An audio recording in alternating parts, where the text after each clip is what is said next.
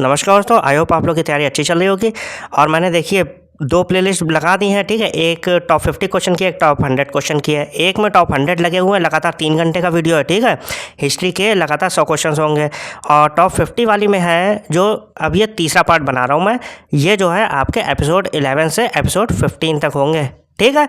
तो आपके एपिसोड 1 से 5 तक लगा दिए टॉप 50 वाली में, 6 से 10 तक भी लगा दिए, और ये वाली आज हो जाएगी। तो आपके लगभग 150 क्वेश्चन हो चुके हैं, इन्हें आप बार बार रिवाइज करिए। और अगर आप नए हो तो चैनल को सब्सक्राइब जरूर कर लीजिएगा। आप लोग सपोर्ट दिखाइए, ठीक है। मैं देखिए बनाता तो रहता हूँ चुपचाप, लेकिन आप लोग सपोर्ट भी दिखाइए तो उससे अच्छा लगता है और ज़्यादा मोटिवेशन मिलता है। फिलहाल आप लोग एंजॉय करिए एपिसोड 11 से एपिसोड 15 तक, ठीक है। The unique double burial system where a male and female were buried together in a single grave। मतलब कि वो ये कह रहे हैं कि एक यूनिक डबल बरियल सिस्टम था जहां दोनों को, एक मेल और फीमेल दोनों को दफनाया जाता था एक ही कब्र में। Has been discovered at which of the following Harappan sites. तो ऐसे जो साक्ष्य हैं वो कहाँ, हड़प्पा की कौन सी साइट से प्राप्त हुए हैं, वो ये पूछ रहे हैं। हिंदी में देख लीजिए, निम्नलिखित में से किस हड़प्पा स्थल पर अद्वितीय डबल दफन प्रणाली जहाँ पर एक नर और एक महिला को एक ही कब्र में एक साथ दफनाया गया था की खोज की गई है, कहाँ है? मोहनजोदारो, लोथल, चन्हुदारो या फिर कालीबंगन। बताइए कौन सी है, मोहनजोदारो, लोथल, चन्हुदारो या फिर कालीबंगा। कहाँ ऐसा हुआ है कि दोनों मेल और फीमेल दोनों एक साथ मिले हैं?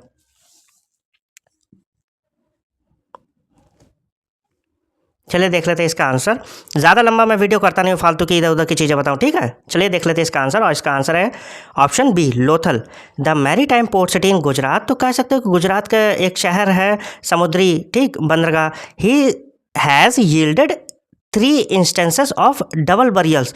तो वहाँ पर जो है कह सकते हो कि 3 दोहरे जो है मामले सामने आए हैं। The joint burial practice provides critical archaeological clues to historian regarding the social structure and family maritime customs of Indus valley civilisation. तो मतलब कि वो बता रहे हैं सोशल की कैसा वहाँ की व्यवस्था थी, संरचना, ठीक।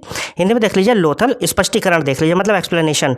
गुजरात के समुद्री बंदरगाह शहर लोथल में दोहरे दफन के 3 मामले सामने आए हैं।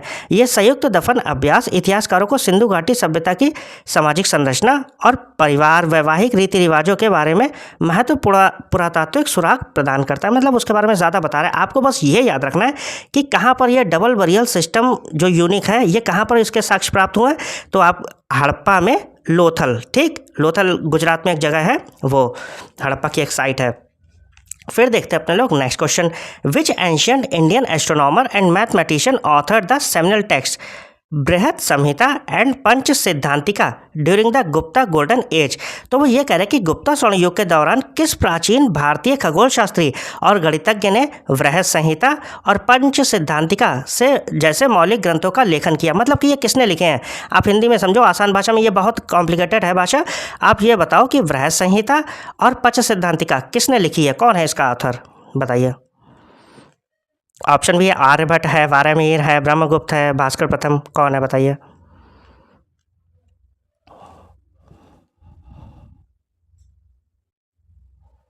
चलिए देख लेते हैं इसका आंसर, और इसका आंसर है ऑप्शन बी, वारामिहिर, ठीक। तो वारामिहिर है इसका option. Varahamihira was one of the celebrated Navratnas in the court of Chandragupta second. तो चंद्रगुप्त के जो दरबार था उसमें ये नवरत्नों में से एक थे, ठीक। His encyclopedic work Brihat Samhita covers vast ground across astrology, planetary movements, eclipses, rainfall and architecture.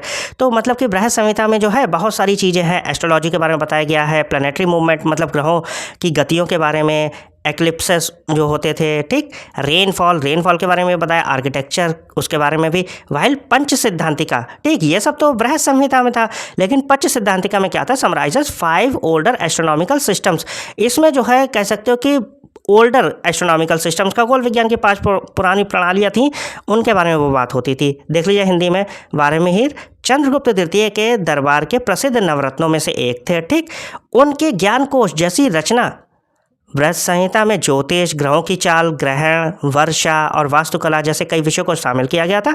जबकि पंच सिद्धांतिका में खगोल विज्ञान की 5 पुरानी प्रणालियों का सार दिया गया था। तो याद रखिएगा कि बृहत संहिता और पंच सिद्धांतिका किसने लिखी है? वारामिहिर जी ने, ठीक। फिर है next question.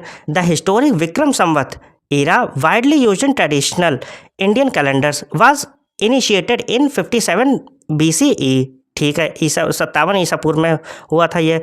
To commemorate the military victory of a legendary king of Ujjain over which foreign invaders, मतलब कि वो ये कह रहे हैं कि जो ये विक्रम संवत है कैलेंडर, ये शुरू हुआ था, किसको हराया था, सही है, किस राजा ने किसको हराया था, ठीक है। तो वो ये पूछ रहे हैं किसको हराया था, तब ये हुआ था, सेलिब्रेट किया गया था। कुषाण, शाक, इंडो ग्रीक या फिर हूण, बताइए। हिंदी में समझ लीजिए, पारंपरिक भारतीय कैलेंडर में बड़े पैमाने पर इस्तेमाल होने वाले ऐतिहासिक विक्रम संवत युग की शुरुआत 57 BCE में उज्जैन के एक महान राजा की किस विदेशी आक्रमणकारी पर सैन्य जीत की याद में की गई थी, बताइए। किस पर जीत जो है हुई थी, तब ये शुरू हुई थी इस युग की शुरुआत विक्रम संवत की। बहुत इंपॉर्टेंट क्वेश्चन है। कुषाण है, शाकास हैं, इंडो ग्रीक हैं या हूण है। चलिए देख लेते हैं इसका आंसर, और इसका आंसर है शाकास, ठीक। तो शाकास भी लिख के आ सकता है, सिथियंस भी लिख के आ सकता है, ध्यान रखिएगा, ठीक, दोनों लिख दिया मैंने। देखिए, the Vikram Samvat era was introduced in 57 BCE by king Vikramaditya. याद रखिएगा, ये विक्रमादित्य ने शुरू किया था, बहुत उनका एरिया था, उन्होंने बहुत जीता था। तो 57 BCE में शुरुआत की थी विक्रम संवत की, किसने, विक्रमादित्य ने, ठीक। विक्रम संवत युग की। ऑफ उज्जैन, कहाँ के थे, उज्जैन के थे।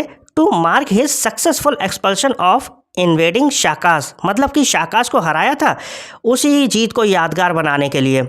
नोट देख लीजिए, द अदर मेजर कैलेंडर इरा शाक संवत 78 CE कॉमन इरा में, ठीक है, 78 जो है उसमें आए थे। Was initiated by the Kushan king Kanishka, तो जो शाक संवत है वो कनिष्क ने शुरू किया था, ठीक है। और जो विक्रम संवत है, देखिए नाम से ही याद रखिए ना, ठीक है, नाम से याद रख लीजिए, विक्रम संवत विक्रमादित्य, शाक संवत कनिष्क, ठीक। हिंदी में देख लीजिए, विक्रम संवत की शुरुआत उज्जैन के राजा विक्रमादित्य ने 57 ईसा पूर्व में की थी, ठीक। ये पहले हो गया था विक्रम संवत वाला, ताकि वे आक्रमणकारी शाकों को सफलतापूर्वक खदेड़ने की अपनी जीत को यादगार बना सके। ध्यान दें, एक और प्रमुख कैलेंडर युग शाक संवत 78 ईस्वी की शुरुआत कुषाण राजा कनिष्क ने की थी, सही है। फिर देखते हैं अपने लोग next question, question number 1 and 4। The unique structural style featuring true arches and domes made its definitive functional debut in the architecture of the Delhi Sultanate through which early structure. तो वो ये कह रहे हैं कि ट्रू आर्क, ठीक है, असली मेहराब, ठीक है, मेहराब याद रखिए, और गुंबद वाली अनोखी संरचना शैली ने दिल्ली सल्तनत की वास्तुकला में किस शुरुआती संरचना के माध्यम से अपनी पक्की व्यावहारिक शुरुआत की। तो मतलब कि ये जो मेहराब है और गुंबद वाली ये संरचना कौन सी डिज़ाइन में सबसे पहले दिखी थी, आप हिंदी में समझो, ठीक है, क्वेश्चन तो घुमा के आई है, लेकिन मैं ये बता रहा हूँ कि कौन सी ऐसी जो है संरचना जिसमें ये आपको दिखी थी, ट्रू आर्क और गुंबद वाली अनोखी संरचना शैली, ये किस मोनूमेंट में आपको सबसे पहले दिखी थी। अलाई दरवाज़ा, गयासुद्दीन बलबन का मकबरा, कुतुब मीनार या फिर अढ़ाई दिन का झोपड़ा, किस में था बताइए।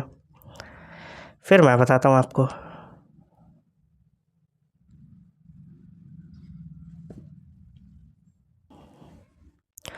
चलिए देख लेते हैं इसका आंसर, और इसका आंसर है option B, tomb of Ghiyasuddin Balban, ठीक। तो गयासुद्दीन बलबन का मकबरा located in the Mehrauli archaeological park, कहाँ ये लोकेटेड है, Mehrauli archaeological park. Balban's tomb built 1287, तो ये कितने 1287 में बना था। Is historically significant because it contains the earliest surviving example of true arch built with washers, मतलब कि ये कह सकते हो कि इसमें ट्रू आर्क जो है पहली बार दिखा था किसमें, टॉम्ब ऑफ गयासुद्दीन बलबन में। Moving away from the older indigenous corbelled arch, मतलब कि जो प्राचीन पहले कॉर्बल्ड आर्क थे उनसे अलग, ठीक है, कॉर्बल्ड याद रखिएगा। यहाँ पर ट्रू आर्क दिखे थे पहली बार किसमें, टॉम्ब ऑफ गयासुद्दीन बलबन, कब 1287 ईस्वी में बना था। देख लीजिए हिंदी में, महरौली आर्कियोलॉजिकल पार्क में स्थित बलबन का मकबरा जो लगभग 1287 ईस्वी में बना था, ऐतिहासिक रूप से बहुत महत्वपूर्ण। ऐसा इसलिए क्योंकि इसमें भारत में वुसोइड्स वेज के आकार के पत्थरों से बने असली मेहराब आर्क का सबसे पुराना बचा हुआ उदाहरण मिलता है। बस ये याद रखिए कि टॉम्ब ऑफ गयासुद्दीन बलबन में जो है ट्रू आर्क मिलता है पहली बार 1287 में बनाया गया था, ठीक, ज़्यादा मत पड़िए चक्कर में। फिर देखते हैं next question, question number 105। In the administrative hierarchy of the Maratha empire under Chhatrapati Shivaji Maharaj Ashtapradhan council what was the specific portfolio of the Amatya और मजूमदार। हिंदी में समझ लीजिए, हिंदी में बताता हूँ आपको, ठीक, बताइए। प्राइम मिनिस्टर है, फाइनेंस एंड अकाउंट मिनिस्टर है, फॉरेन मिनिस्टर है या फिर चीफ जस्टिस है। अमात्य क्या था, किसके बराबर था। चलिए देख लेते हैं इसका आंसर, और इसका आंसर है option B, finance and accounts minister. The Ashtapradhan was a council of 8 ministers. ठीक, तो अष्टप्रधान क्या थी? एक परिषद थी 8 मिनिस्टर्स की, 8 मंत्रियों की। The Peshwa served as the prime minister. तो पेशवा किसके इक्वल था? प्राइम मिनिस्टर के। वाइल द अमात्य और मजूमदार, तो ये जो अमात्य और मजूमदार थे, was responsible for managing the state's public accounts, checking revenue collections and auditing the empire's financial expenditure. कह सकते हो कि वित्त मंत्री की तरह था, ये कार्य करता था। ठीक, तो फाइनेंस एंड अकाउंट मिनिस्टर की तरह ये काम कर रहा था, वित्त और लेखा मंत्री। हिंदी में देख लीजिए, अष्टप्रधान 8 मंत्रियों की एक परिषद थी। पेशवा प्रधानमंत्री के रूप में कार्य करते थे, जबकि अमात्य या मजूमदार राज्य के सार्वजनिक खातों के प्रबंधन, राजस्व संग्रह की जांच और साम्राज्य के वित्तीय व्यय के ऑडिट के लिए जिम्मेदार थे। ठीक, तो याद रखिएगा, अमात्य और मजूमदार किसके इक्वल थे? फाइनेंस एंड अकाउंट मिनिस्टर, वित्त और लेखा मंत्री। फिर देखते हैं next question. Which specific text written by the Mughal wazir Abul Fazl served as a statistical masterpiece containing meticulous administrative, geographical and economic tables of Akbar's empire. तो मुगल वजीर अबुल फजल द्वारा लिखी गई वह कौन सी विशेष रचना है जो आंकड़ों का एक बेहतरीन नमूना है और जिसमें अकबर के साम्राज्य से जुड़ी विस्तृत प्रशासनिक, भौगोलिक और आर्थिक तालिकाएं शामिल हैं? ठीक, बताइए। अकबरनामा है, आईने अकबरी है, मुंतखब उत तवारीख है, या फिर तबकात ए अकबरी? बताइए कौन सा होगा। चलिए देख लेते हैं इसका आंसर, और इसका आंसर है ऑप्शन बी, आईने अकबरी। वाइल द आईने Akbari is technically the third volume of the larger historical work Akbarnama. तो ये कह सकते हो कि ये थर्ड वॉल्यूम था लार्जर वर्क किसका? अकबरनामा का। क्या? आईने अकबरी। वो ऐसे पूछ सकते हैं कि आईने अकबरी जो है कौन सा वॉल्यूम था? अकबरनामा का। तो आप क्या कहोगे? Third volume. It stands on its own as an administrative manual. लेकिन ये इसकी अपने आप में अनूठी विशेषता थी कि ये प्रशासनिक मैनुअल था। ठीक है, कह सकते हो प्रशासनिक नियम थे। सही। It provides deep quantitative data regarding army regulation. तो ये जो है डीप क्वांटिटेटिव डेटा प्रोवाइड कराता था किसके रिगार्डिंग? आर्मी रेगुलेशंस के बारे में, रेवेन्यू रेट्स के बारे में, क्रॉप यील्ड्स के बारे में, and cultural traditions of Mughal Empire. मतलब मुगल एम्पायर की जितनी भी चीज़ें थीं, आर्मी से रिलेटेड, रेवेन्यू से रिलेटेड, क्रॉप से रिलेटेड या कल्चर ट्रेडिशन से रिलेटेड, उन सब के बारे में बताता था। कौन? आईने अकबरी। सही है, थर्ड वॉल्यूम थी किसकी? अकबरनामा की। हिंदी में देख लीजिए, हालांकि तकनीकी रूप से आईने अकबरी अकबरनामा नामक बड़े ऐतिहासिक ग्रंथ का तीसरा भाग है, लेकिन यह अपने आप में एक प्रशासनिक नियमावली के तौर पर भी महत्वपूर्ण है। इसमें मुगल साम्राज्य की सैन्य नियमावली, राजस्व दरों, फसल की पैदावार और सांस्कृतिक परंपराओं से जुड़ी विस्तृत और संख्यात्मक जानकारी मिलती है।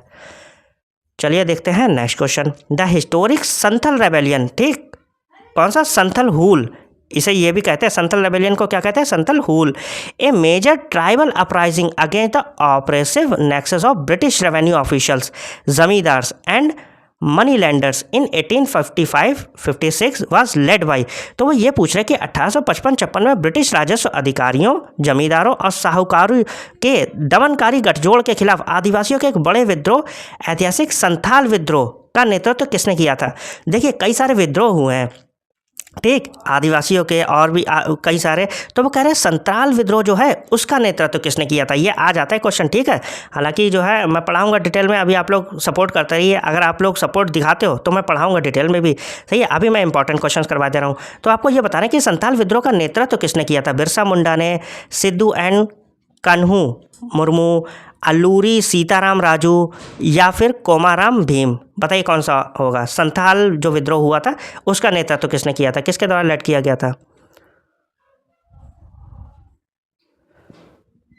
चलिए देख लेते हैं इसका भी आंसर, और इसका आंसर है Sidhu and Kanhu Murmu. Taking place in Rajmahal hills. कहाँ हुआ था ये? राजमहल हिल्स में, मॉडर्न डे झारखंड, अभी वर्तमान समय में झारखंड में। The Santhal rebellion was a fierce anti colonial movement. तो ठीक है, ये जो मतलब कह सकते हो कि ब्रिटिशर्स के खिलाफ ये मूवमेंट हुआ था, led by brothers Sidhu and Kanhu. किसके द्वारा हुआ था? सिद्धू और कान्हू मुर्मू के द्वारा। और देखिए इसके आगे क्या? The Santhals took up traditional arms to create an independent zone, forcing the British to carve out the separate Santhal Pargana district to restore peace. मतलब कि कह सकते हो कि इस वजह से जो है उन्हें पीछे हटना पड़ा था अंग्रेजों को। हिंदी में देख लीजिए, राजमहल पहाड़ियों, आधुनिक झारखंड में होने वाला संथाल विद्रोह एक भयंकर औपनिवेशिक आंदोलन था। हाँ, भाइयों सिद्धू और कान्हू के नेतृत्व में संथालों ने एक स्वतंत्र क्षेत्र बनाने के लिए पारंपरिक हथियार उठाए। उनके पास जो भी मिला उन्होंने हथियार बनाए। अवतार देखिए आपने, वही सही है बिल्कुल। जिससे अंग्रेजों को शांति बहाल करने के लिए अगल संथाल परगना जिले को तलाशने के लिए मजबूर होना पड़ा, फिर उन्हें हटना पड़ा था पीछे। सही है। फिलहाल देखते हैं अपने लोग next question. Which British viceroy was responsible for implementing the highly controversial partition of Bengal in 1905, which ignited the pan-India स्वदेशी मूवमेंट? तो वो ये पूछ रहा कि 1905 में बंगाल विभाजन जब हुआ था लॉर्ड कर्जन वाले टाइम में, ध्यान होगा ना, जैसे, अरे मैंने आंसर बता दिया सॉरी, जैसे बेहद विवादित फैसले को लागू करने के लिए कौन सा ब्रिटिश वायसराय जिम्मेदार था जिसने पूरे भारत में स्वदेशी आंदोलन को जन्म दिया? बताइए फिलहाल, ठीक है, आप लोग बताइए। लॉर्ड मिंटो है, लॉर्ड कर्जन है, लॉर्ड चैम्सफोर्ड है या लॉर्ड हार्डिंग है? बताइए कौन है।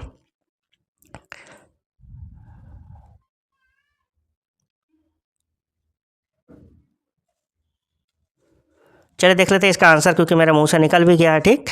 और इसका आंसर है ऑप्शन बी, लॉर्ड कर्जन। तो लॉर्ड कर्जन पार्टीशन बंगाल इन 1905। तो लॉर्ड कर्जन ने जो बंगाल का पार्टीशन किया था वो कब किया था? 1905 में, 1905 में। Claiming it was purely for administrative convenience, मतलब कि वो ये कह रहे हैं कि केवल एडमिनिस्ट्रेटिव कन्वीनियंस के लिए किया था। क्यों?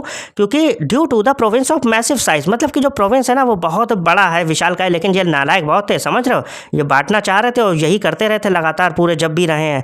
However the true political motive was to divide the centre of Indian nationalism, मतलब कि जो इंडियन नेशनलिज्म बढ़ रहा था ना, लोगों में राष्ट्रीयता की भावना जाग रही थी, उसे डिवाइड करना चाहते थे ये, ठीक। और देखिए उसके बाद along communal lines, Muslim majority east Bengal versus Hindu majority, हाँ वो ये भी कर ही रहे थे। The decision was later reversed by Lord Hardinge in 1911, लेकिन जो ये डिसीजन लिया था लॉर्ड कर्जन ने 1905 में, उसे रिवर्स कर दिया गया था लॉर्ड हार्डिंगे के द्वारा 1911 में। देखिए वो ये भी पूछ सकते हैं कि बंगाल विभाजन जो 1905 में हुआ था उसे रिवर्स किसने किया था? तो याद रखिएगा लॉर्ड हार्डिंगे थे 1911 में, ठीक। क्वेश्चन ये भी बनता है, काफ़ी बार मैंने कई एग्जाम्स में देखा है, तो ध्यान रखिएगा। लॉर्ड कर्जन ने 1905 में बंगाल का विभाजन किया। उन्होंने तर्क दिया कि यह विभाजन केवल प्रशासनिक सुविधा के लिए किया गया था, क्योंकि प्रांत का आकार बहुत बड़ा था। हालांकि इसके पीछे असली राजनीतिक मकसद भारतीय राष्ट्रवाद के केंद्र को सांप्रदायिक आधार पर बांटना था। मुस्लिम बहुल पूर्वी बंगाल बनाम हिंदू बहुल पश्चिमी बंगाल। बाद में 1911 में लॉर्ड हार्डिंग ने इस फैसले को रद्द कर दिया। सही है। अब ये बताइए question number 109, who among the following founded the Abhinav Bharat Society? सही है, तो यंग इंडिया सोसाइटी या फिर अभिनव भारत सोसाइटी किसने फाउंड करी थी? As a secret revolutionary organisation, मतलब कि सीक्रेट जो है क्रांतिकारी ऑर्गेनाइजेशन के रूप में बनाई थी 1904 में। 1904 में किसने स्थापना करी थी इसकी?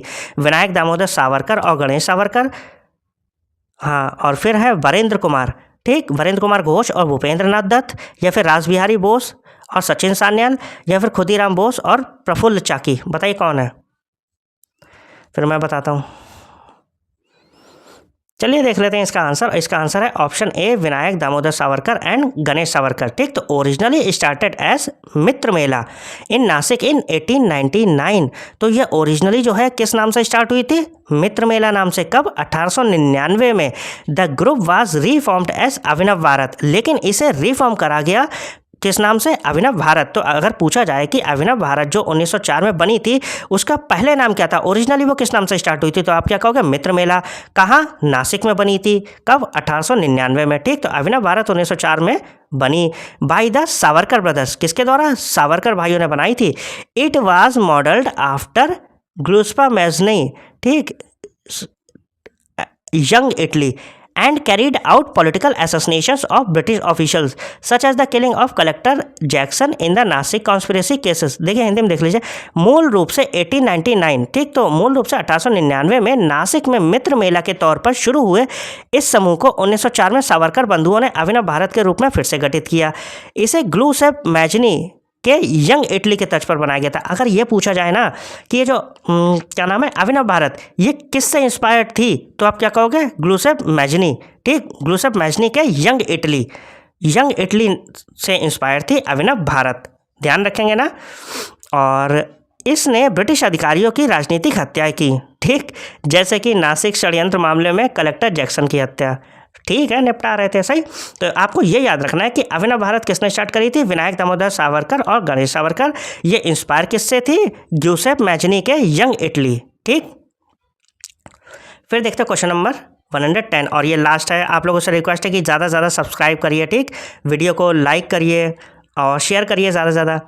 देखिए क्वेश्चन, द वुड्स डिस्पैच, हाँ, द वुड्स डिस्पैच ऑफ 1854, ठीक है, तो 1854 के Wood's Dispatch which came to be known as the Magna carta of English education in India.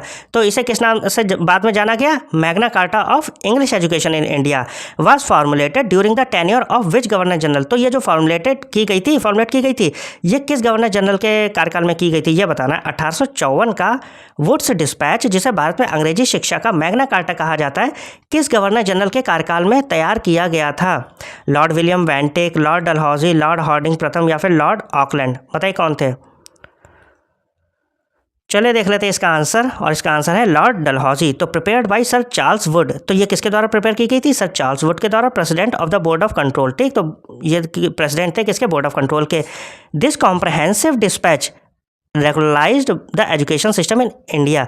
तो ये जो डिस्पैच था, इसने जो है रेगुलराइज किया था किसे? एजुकेशन सिस्टम को इंडिया में। It recommended English medium for higher studies, तो इसने जो है रिकमेंड करा था क्या? इंग्लिश मीडियम को हायर स्टडीज़ के लिए, जो भी होती हैं स्नातक या परास्नातक, ठीक, ग्रेजुएशन पोस्ट ग्रेजुएशन, उसमें। And vernacular languages for primary schools and led directly to the creation of the departments of public instructions and universities of Calcutta, Bombay and Madras and 1857।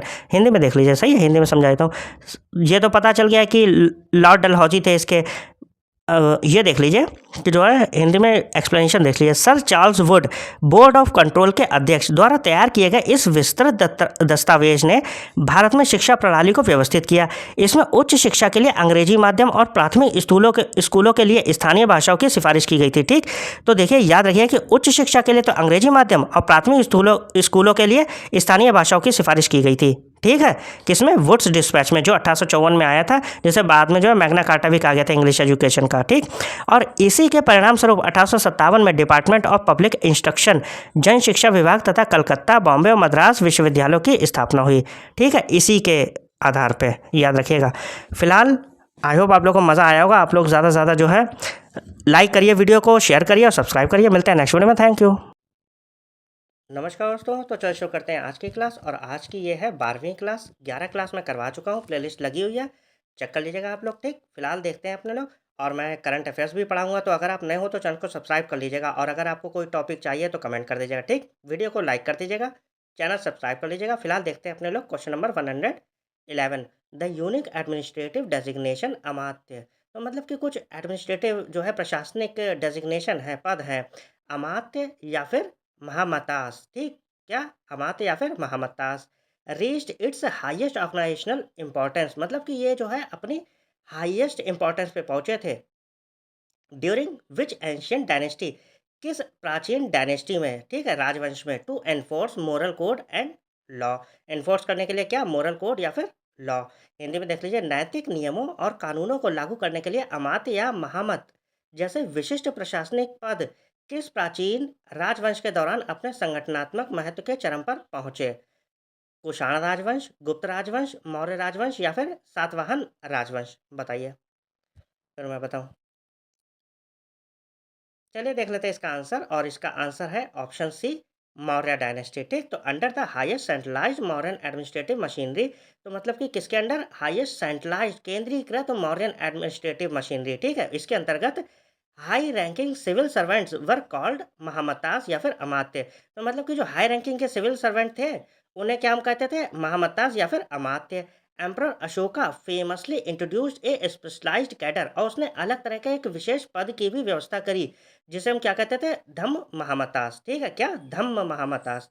To propagate मतलब कि प्रचार प्रसार करने के लिए, एंड मॉनिटर मतलब कि ध्यान रखने के लिए, उनके देखने के लिए, मोरल एथिक्स, ठीक, and social harmony among his subjects, उसके सब्जेक्ट्स को देखने के लिए। हिंदी में देख लीजिए, मौर्य प्रशासन की अत्यधिक केंद्रीकृत व्यवस्था में उच्च स्तरीय सिविल सेवकों को महामात्य या फिर अमात्य कहा जाता था, ठीक है। किसे? उच्च स्तरीय सिविल सेवकों को, किसके? मौर्य प्रशासन में। सम्राट अशोक ने अपनी प्रजा के बीच नैतिक मूल्यों, धम्म जिसे कहते हैं, और सामाजिक सद्भाव का प्रचार प्रसार करने और उनकी निगरानी करने के लिए धम्म महामात्य नामक एक विशेष वर्ग की शुरुआत की थी। सही है। फिर देखते हैं next question, which of the following major Harappan archaeological sites, मतलब कि वो एक हड़प्पन आर्कियोलॉजिकल साइट के बारे में पूछ रहे हैं, has provided explicit evidence of furrowed land, मतलब कि जो है वो कह रहे हैं कि जुते हुए खेत के साक्ष्य मिले हैं, ठीक। और indicating the use of wooden ploughs during the early Harappan period या फिर फेज, वो कह रहे हैं कि हड़प्पा चरण के दौरान जो है लकड़ी के हल के उपयोग के संकेत भी मिले हैं। हिंदी में देख लीजिए। हड़प्पा सभ्यता के निम्नलिखित प्रमुख पुरातात्विक स्थलों में से किसमें जुते हुए खेत के स्पष्ट प्रमाण मिले हैं जो प्रारंभिक हड़प्पा चरण के दौरान लकड़ी के हल के उपयोग का संकेत देते हैं? बनावली, कालीबंगन, हड़प्पा या फिर मिताथल? बताइए कौन सा होगा, फिर मैं बताऊं आपको। चलिए देख लेते हैं इसका आंसर। और इसका आंसर है ऑप्शन बी, कालीबंगन, ठीक। तो situated on a banks of dried up Ghaggar river in Rajasthan, तो ये कहाँ सिचुएटेड है? घग्गर रिवर राजस्थान में। Featured a unique grid pattern ploughed field, ठीक है। तो इसमें जुते हुए खेत के सबूत मिले शोइंग क्लियर इंटरसेक्टिंग फॉरोस, मतलब कि एक दूसरे को काटती स्पष्ट जुती हुई रेखाएं दिखाई दे रही हैं। Note while terracotta clay models of ploughs were found at Banawali Haryana, मतलब कि वो कह रहे हैं कि टेराकोटा या फिर मिट्टी के मॉडल जो हैं वो खेती के वहाँ पर बनावली हरियाणा में मिले हैं। The actual field evidence of ploughing belongs to Kalibangan, लेकिन जो ये इंटरसेक्टिंग वाली हैं और एक्चुअल फील्ड एविडेंस हैं जुताई के, वो कालीबंगन से ही मिल रहे हैं, सही। तो कालीबंगन आंसर होगा इसका। फिर देखते हैं next question 113। The famous ancient text Charaka Samhita, ठीक। Charaka Samhita a foundational Sanskrit treatise on Ayurveda, किस पे? आयुर्वेदा पे ट्रीटीज आई है। Ancient Indian medicine was compiled by Charaka who served as the royal court physician to which king, मतलब कि वो किस राजा के दरबार में थे? आयुर्वेद प्राचीन भारतीय चिकित्सा पद्धति पर आधारित संस्कृत का प्रसिद्ध प्राचीन ग्रंथ चरक संहिता चरक द्वारा संकलित किया गया था। वे किस राजा के राजवैद्य थे? ये बताना है आपको। चंद्रगुप्त द्वितीय, कनिष्क, अशोक या फिर मिलिंडा, कौन है? चलिए देख लेते हैं इसका आंसर। और इसका आंसर है ऑप्शन बी, कनिष्क, ठीक। तो चरक वास ए ब्रिलियंट फिजिशियन, तो वे एक ब्रिलियंट चिकित्सक थे। Who lived during the first and second century, तो मतलब पहले से दूसरी शताब्दी के बीच में रहे हैं। He was an integral part of the vibrant diverse and royal court of the Kushan empire Kanishka, तो ये जो है अभिन्न हिस्सा थे किसके? कनिष्क के शासनकाल में कनिष्क थे, ठीक है, राजा। हिज वर्क चरक संहिता, इनका जो कार्य था चरक संहिता फोकसेस डीपली ऑन पैथोलॉजी, मतलब कि रोग विज्ञान पर आधारित था। इंटरनल मेडिसिन मतलब आंतरिक चिकित्सा, एंड होलिस्टिक डायग्नोस्टिक मेथोडोलॉजीज, मतलब कि जो है कह सकते हो कि बीमारियों की पहचान करने के लिए, ठीक है, इन्होंने बहुत ज़्यादा काम किया था। चरक एक बहुत अच्छे चिकित्सक थे जो पहली दूसरी सदी सी के दौरान रहते थे। वे कुषाण सम्राट कनिष्क के शानदार और विविध शाही दरबार का एक अहम हिस्सा थे। उनकी रचना चरक संहिता मुख्य रूप से पैथोलॉजी, इंटरनल मेडिसिन और बीमारियों की पहचान करने के समग्र तरीकों पर केंद्रित है, सही। फिर देखते हैं next question, question number 114। The administrative unit known as sarkar district, ठीक, which sat precisely between the Suba province and the Pargana tehsil was efficiently structured and stabilized under whose governance, तो वो ये कह रहे हैं कि सरकार जिला नामक प्रशासनिक इकाई जो ठीक सूबा और परगना के बीच स्थित थी, किसके शासनकाल में कुशलतापूर्वक संगठित और स्थिर की गई थी? अलाउद्दीन खिलजी, शेरशाह सूरी, अकबर या फिर इब्राहिम लोदी? बताइए कौन थे, फिर मैं बताता हूँ। चलिए देख लेते हैं इसका आंसर। और इसका आंसर है शेरशाह सूरी। तो Sher Shah Suri reformed land revenue and territorial management, तो इन्होंने जो है संशोधित किया था लैंड रेवेन्यू भूमि राजस्व को और टेरिटोरियल मैनेजमेंट को। He divided his empire into 47 administrative units का सरकार, तो इन्होंने जो था अपना एम्पायर वो 47 प्रशासनिक इकाइयों में जो है बांट दिया था, जिसे हम क्या कहते थे? सरकार।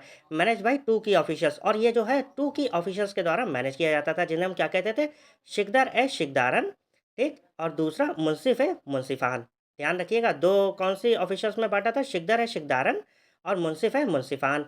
Akbar later adopted and refined this exact geographic blueprint for the Mughal empire, और अकबर ने इसे बाद में अडॉप्ट किया था। हिंदी में देख लीजिए। शेर शाह सूरी ने भूमि राजस्व और क्षेत्रीय प्रबंधन में सुधार किए। उन्होंने अपने साम्राज्य को सरकार नामक 47 प्रशासनिक इकाइयों में विभाजित किया, जिनका प्रबंधन दो प्रमुख अधिकारी करते थे, शिकदार ए शिकदारन और मुंसिफ है मुंसिफान। बाद में अकबर ने मुगल साम्राज्य के लिए इसी भौगोलिक ढांचे को अपनाया और उसमें सुधार किया, सही है। फिर देखते हैं next question. The majestic 2.5 Din Ka Jhonpra mosque located in Ajmer Rajasthan was constructed using the materials of destroyed temples by which Delhi sultan, तो वो ये कह रहे हैं कि राजस्थान के अजमेर में स्थित शानदार 2.5 दिन का झोपड़ा मस्जिद का निर्माण दिल्ली के किस सुल्तान ने नष्ट किए गए मंदिरों की सामग्री का उपयोग करके बनवाया था? ठीक है, अब वो कौन था सुल्तान जिसने बनवाया था? कुतुबुद्दीन ऐबक, शमसुद्दीन इल्तुतमिश या बलबन या फिर अलाउद्दीन खिलजी? बताइए कौन है? चलिए देख लेते हैं इसका भी आंसर, और इसका आंसर है ऑप्शन ए कुतुबुद्दीन ऐबक। ठीक, तो कौन थे? कुतुबुद्दीन ऐबक। तो commissioned by Qutbuddin Aibak the founder of the slave dynasty. तो ये दास वंश के संस्थापक थे या फिर कह सकते हो फाउंडर थे स्लेव डायनेस्टी के। कब? 1192 में। This early Indo Islamic structure was built with in A remarkably short period by converting A pre existing Sanskrit college and temple complex. तो मतलब कि ये जो है बहुत ही कम समय में जो है कह सकते हो संस्कृत कॉलेज था और मंदिर परिसर उसे बदलकर बनाया गया था। हिंदी में देख लीजिए, 1192 ईस्वी में कुतुबुद्दीन ऐबक गुलाम वंश के संस्थापक द्वारा शुरू की गई ये शुरुआती इंडो इस्लामिक इमारत पहले से मौजूद संस्कृत कॉलेज और मंदिर परिसर को बदलकर बहुत कम समय में बनाई गई थी। ऐसा कहते हैं कि ये 2.5 दिन में बना था। ठीक, तो ये भी ऐसा मानते हैं वो लोग। फिलहाल ये बताइए, under the administrative system of Chhatrapati Shivaji Maharaj the critical collection of Chauth and हाँ सरदेशमुख टेक्स्ट मींट। मतलब कि छत्रपति शिवाजी महाराज की प्रशासनिक व्यवस्था के अंतर्गत चौथ और सरदेशमुखी करों की महत्वपूर्ण वसूली का अर्थ क्या था? ठीक है, केवल आंतरिक मराठा व्यापारियों पर लगाए जाने वाला कर, tax levied exclusively on internal Maratha merchants, या फिर हमलों से सुरक्षा की गारंटी के लिए पड़ोसी क्षेत्रों से वसूले जाने वाले कर, मंदिर के रखरखाव के लिए वसूले जाने वाले धार्मिक कर, या सीधे मुगल सम्राट को दिए जाने वाले अनिवार्य कर? बताइए कौन सा है, फिर मैं बताऊँ आपको।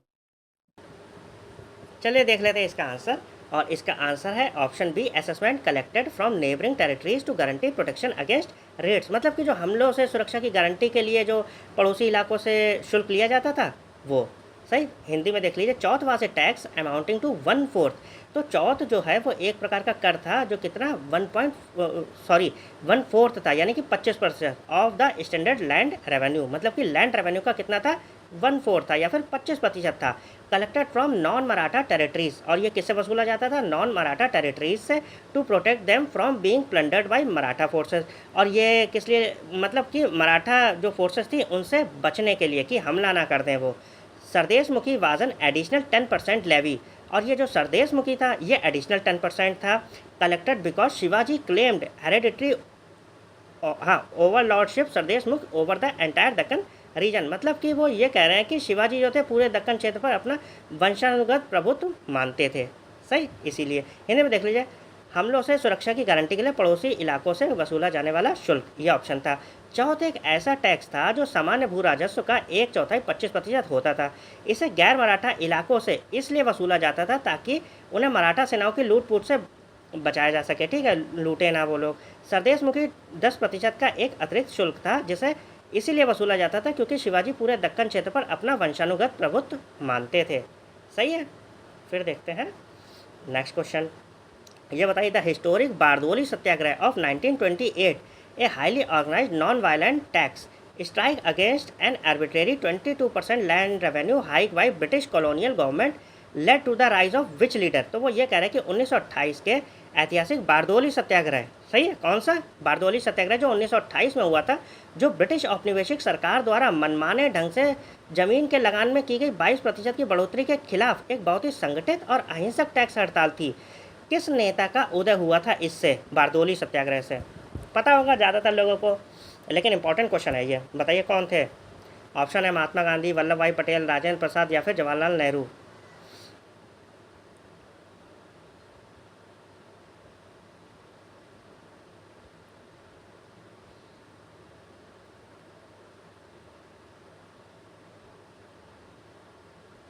चलिए देख लेते हैं, और इसका आंसर जो है वो है ऑप्शन बी वल्लभ भाई पटेल। सही है, और यहीं से जो है इन्हें जो है सरदार की उपाधि भी मिली थी। जो वहाँ की लेडीज़ थी, फीमेल्स थी, वो अब पढ़ेंगे तब पता चलेगा आपको। तो Vallabh Bhai Patel led the farmers of Bardoli to complete victory. तो उन्होंने ऐसा नेतृत्व किया कि उन्हें किसानों को जीत भी दिलाई। Forcing the government to reduce the tax hike to just 6%। और इसमें जो है उन्होंने जो 22% की बढ़ोतरी की थी ना, उससे घटाकर कितनी करवा ली? 6% तक करवा ली। Following his masterful organization and absolute grit during this agitation the women of Bardoli. तो मतलब कि जो इन्होंने ये दिखाया था ना, ग्रिट कह सकते हो कि साहस, ठीक है, हिम्मत दिखाई थी, इस वजह से जो है women of Bardoli bestowed upon him the title Sardar. और बारदोली की जो वुमेन्स थी, औरतें थीं, महिलाएं, उन्होंने इन्हें सरदार कहा। हिंदी में देख लीजिए, वल्लभ भाई पटेल ने बारदोली जो गुजरात में है, अगर पूछा जा सकता है कि बारदोली सत्याग्रह कहाँ हुआ था, तो आप क्या कहोगे? गुजरात में। तो वल्लभ भाई पटेल ने बारदोली गुजरात के किसानों को पूरी जीत दिलाई और सरकार को टैक्स में की गई बढ़ोतरी को घटाकर सिर्फ 6% करने पर मजबूर कर दिया। इस आंदोलन के दौरान उनके बेहतरीन संगठन कौशल और अटूट साहस को देखते हुए बारदोली की महिलाओं ने उन्हें सरदार या फिर नेता की उपाधि दी थी। ठीक, अब ये बताइए, who among the following prominent socio religious reformers founded the Prarthana समाज प्रेयर सोसाइटी इन बॉम्बे इन 1867? निम्नलिखित प्रमुख समाज धार्मिक सुधारकों में से किसने 1867 में बॉम्बे में प्रार्थना समाज की स्थापना की थी? Atmaram Pandurang, Mahadev Govind Ranade, doctor R G. भंडारकर, देवेंद्रनाथ टैगोर। कौन है बताइए, फिर मैं बताऊं। चलिए देख लेते हैं इसका आंसर, और इसका आंसर है ऑप्शन ए, आत्माराम पांडुरंग। ठीक, तो the Prarthana Samaj was founded by doctor Atmaram Pandurang in 1867। तो प्रार्थना समाज की स्थापना आत्माराम पांडुरंग ने 1867 में की थी with the active guidance of Brahmo leader. तो ब्रह्मो लीडर जो थे वो गाइड कर रहे थे, क्या? केशव चंद्र सेन नाम था। लेटर उसके बाद iconic figures like justice MG. Ranade join the movement, और बाद में जो है एम.जी. रानाडे ने भी ज्वाइन कर लिया था, turning it into a major force for female education. और फिर जो है ये एक बहुत बड़ा आंदोलन बन गया था फीमेल एजुकेशन के लिए, विडो रीमैरिज के लिए, and the abolition of caste rigidities in western India. तो मतलब जाति प्रथा के लिए, विडो की रीमैरिज के लिए और फीमेल के एजुकेशन के लिए बाद में बहुत बड़ा मूवमेंट बना। तो देख लीजिए, हिंदी में प्रार्थना समाज की स्थापना 1867 में डॉक्टर आत्माराम पांडुरंग ने ब्रह्म समाज के नेता केशव चंद्र सेन के सक्रिय मार्गदर्शन में की थी। बाद में जस्टिस एम.जी. रानाडे जैसी प्रमुख हस्तियां इस आंदोलन से जुड़ी और इसे पश्चिमी भारत में महिला शिक्षा, विधवा पुनर्विवाह और जातिगत कठोरता को खत्म करने की दिशा में एक बड़ी ताकत बना दिया। अब देखते हैं अपने लोग next question. Which historic session of the Indian National Congress is famous for being the only session ever presided over by Mahatma Gandhi? तो अब आपको ये बताना है कि जो ऐसा कौन सा इंडियन नेशनल कांग्रेस का सेशन है जिसकी अध्यक्षता महात्मा गांधी ने की है। आपकी जानकारी के लिए बता दूं, केवल एक ऐसा सेशन हुआ है इंडियन नेशनल कांग्रेस का जिसकी अध्यक्षता महात्मा गांधी ने करी है। ठीक, आप बताइए वो कौन सा है? 1920 का नागपुर अधिवेशन, 1924 का बेलगाम अधिवेशन, 1931 का कराची अधिवेशन, या 1942 का बॉम्बे अधिवेशन? बताइए कौन सा है, फिर मैं बताऊं।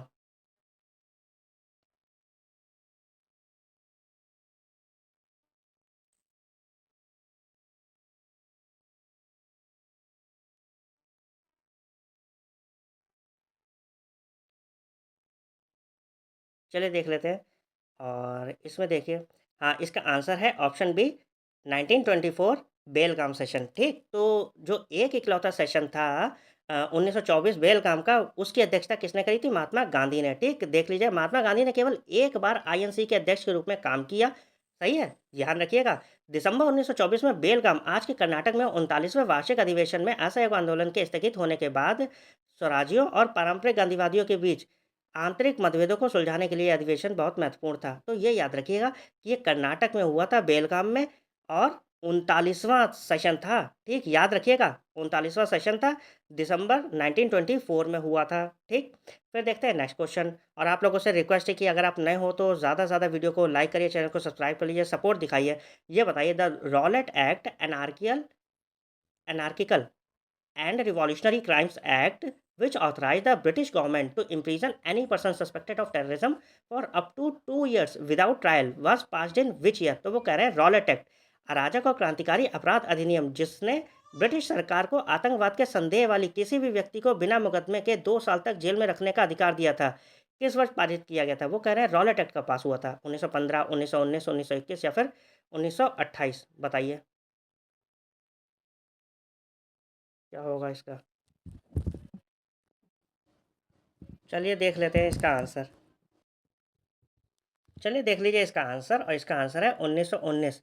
ठीक, और ये इसी वजह से जो है कह सकते हो कि बहुत ज़्यादा विद्रोह हो गया था, और फिर जो है नो दलील, नो वकील, नो अपील जैसे स्लोगन की शुरुआत हुई, और बाद में जो है इसी वजह से जलियांवाला बाग हत्याकांड हुआ था। ठीक, तो आप लोग जो है पढ़ लीजिएगा। फिलहाल मिलते हैं नेक्स्ट वीडियो में, और चैनल को सब्सक्राइब कर लीजिएगा, वीडियो को लाइक कर दीजिएगा। ठीक। नमस्कार दोस्तों, तो चलिए शुरू करते हैं आज का वीडियो। और आज के वीडियो में जो है ये है एपिसोड 13। पिछले 12 एपिसोड मैंने करवा दिए हैं, 12 प्लेलिस्ट लगी होगी, आप लोग चेकआउट कर लीजिएगा जाके। और देखिए इन्हें बार बार पढ़िए, ये नहीं एक बार में पढ़ा आपको याद हो जाएगा, आपको बार बार रिवीजन करना होगा, डिटेल में पढ़िए, ठीक है। और अगर आप नए हो तो चैनल को सब्सक्राइब कर लीजिएगा, क्योंकि मैं करंट अफेयर्स भी लाऊंगा, जो भी आपके रिलेटेड टॉपिक से क्वेश्चन बनेंगे करंट अफेयर्स के, वो भी मैं आपके अपलोड कर दूंगा। फिलहाल जो है आप लोग ज़्यादा से ज़्यादा वीडियो को लाइक करिए और चैनल को सब्सक्राइब कर लीजिएगा। देखते हैं अपने लोग question number 121। Which ancient Chinese traveler visited India during the 7th century CE? ठीक, तो वो ये कह रहे हैं कि कौन सा प्राचीन चाइनीज यात्री था जो आया था इंडिया, कब? 7वीं शताब्दी में। स्पेंड सेवरल ईयर्स, और उसने कुछ साल बिताए स्टडिंग एट नालंदा यूनिवर्सिटी, और कहाँ पर पढ़ाई करी? नालंदा यूनिवर्सिटी में। And road the detail travelogue, और उसने जो है डिटेल यात्रा वृतांत जैसे बोलते हैं वो लिखा। CU की, जिसे हम क्या कहते हैं? Record of the western world. Hindi में देख लीजिए, 7वीं सदी ईस्वी में किस प्राचीन चीनी यात्री ने भारत की यात्रा की? नालंदा विश्वविद्यालय में कई वर्षों तक अध्ययन किया, और CU की पश्चिमी दुनिया का वृतांत नामक विस्तृत यात्रा वृतांत लिखा। फायान थे, हुएनसांग थे, इत्सिंग थे, या फिर सुंग युन थे? कौन थे बताइए, फिर मैं बताता हूँ। और ज़्यादा टाइम वेस्ट करता नहीं हूँ मैं, आप लोग खुद ही देखते हो, मैं तुरंत जल्दी जल्दी पढ़ा के 15-20 मिनट में वीडियो निपटा देता हूँ, ये नहीं कि 1 घंटे आपको बैठा ले हुए हैं। फिलहाल चलिए देख लेते हैं इसका आंसर, और इसका आंसर है हमारा ऑप्शन बी, हुएनसांग। ठीक, तो Hiuen Tsang visited India during the reign of emperor Harshvardhan. तो देखिए वो ये भी पूछते हैं कि मतलब जो हुएनसांग है वो किस राजा के शासनकाल में आए थे। ठीक, मतलब हुएनसांग है या फिर और भी कोई आया है, फायान आया है, तो ध्यान रखिएगा। ठीक, तो हुएनसांग किसके शासनकाल में आए थे? हर्षवर्धन के। He provided an invaluable eye witness account of the socio economic conditions. तो मतलब जो है उन्होंने जो आंखों देखा हाल था, कह सकते हो सोशियो इकोनॉमिक, जो सामाजिक आर्थिक कंडीशन थी भारत की, उसके बारे में लिखा। The grand assembly of at Kannauj, कहाँ? Grand assembly at Kannauj. And the rigorous academic standards of the Nalanda university under its chancellor Shilabhadra. तो मतलब कि वो ये कह रहे हैं कि उन्होंने आंखों देखा हाल भी लिखा, जो मतलब कि जो शीलभद्र थे, चांसलर थे नालंदा यूनिवर्सिटी के, उनके अंडर में कैसी वहाँ पर एजुकेशन दी जा रही थी, एकेडमिक स्टैंडर्ड के बारे में लिखा उन्होंने। ठीक, हिंदी में देख लीजिए, हुएनसांग या फिर हेनसांग। देखिए तो ये जो थे जुआन जैंग भी कहते हैं। ठीक, कहीं पर अगर जुआन जैंग लिख के आ जाए तो वो भी आप समझ जाइएगा। तो जुआन जैंग ने सम्राट हर्षवर्धन के शासनकाल में भारत की यात्रा की थी। किसके? सम्राट हर्षवर्धन के शासनकाल में 7वीं शताब्दी में। किसने? हुएनसांग ने या जुआन जैंग ने।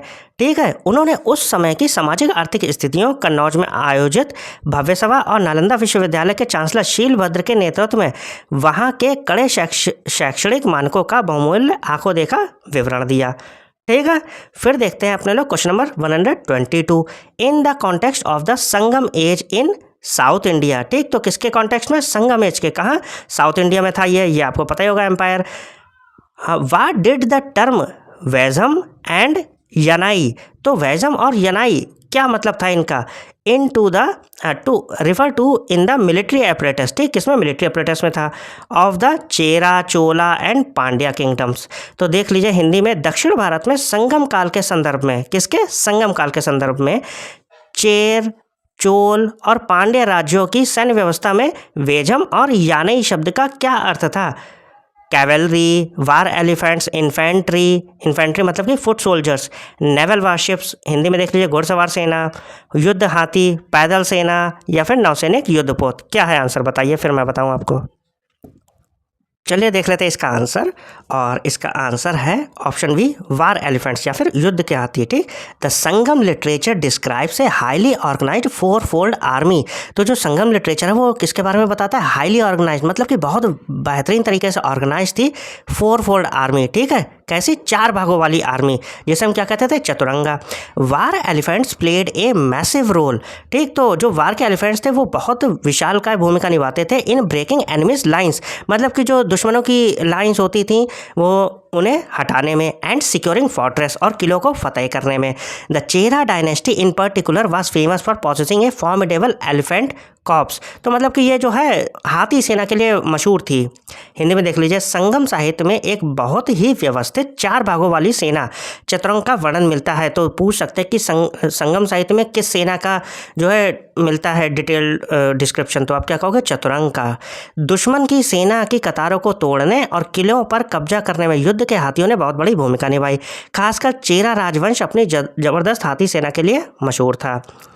फिर देखते हैं अपने लोग next question, the dynamic and beautiful rock cut caves of Udayagiri and Khandagiri. ठीक, क्या है? Khandagiri. Which contain the famous Hathi Gumpha inscription. ठीक है, describing the exploits of king Kharavela belong to which ancient religion. मतलब कि उदयगिरी और खंडगिरी की शानदार और सुंदर चट्टानों को काटकर बनाई गई, किसकी? उदयगिरी और खंडगिरी की शानदार चट्टानों को काटकर बनाई गई गुफाएं जिनमें राजा खारवेल के कारनामों का वर्णन करने वाला प्रसिद्ध हाथी गुम्फा शिलालेख मौजूद है, किस प्राचीन धर्म से संबंधित है? बताइए। बौद्ध धर्म, जैन धर्म, आजीवकवाद या फिर भागवतवाद, कौन सा होगा?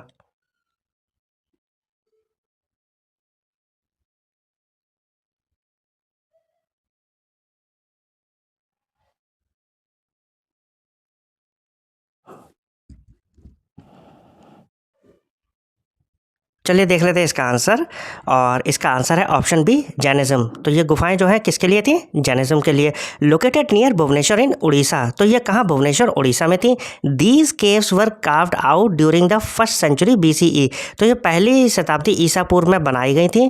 ठीक है, as residential blocks for Jain monks. तो ये जैन साधुओं के लिए रहने के लिए बनाई गई थी।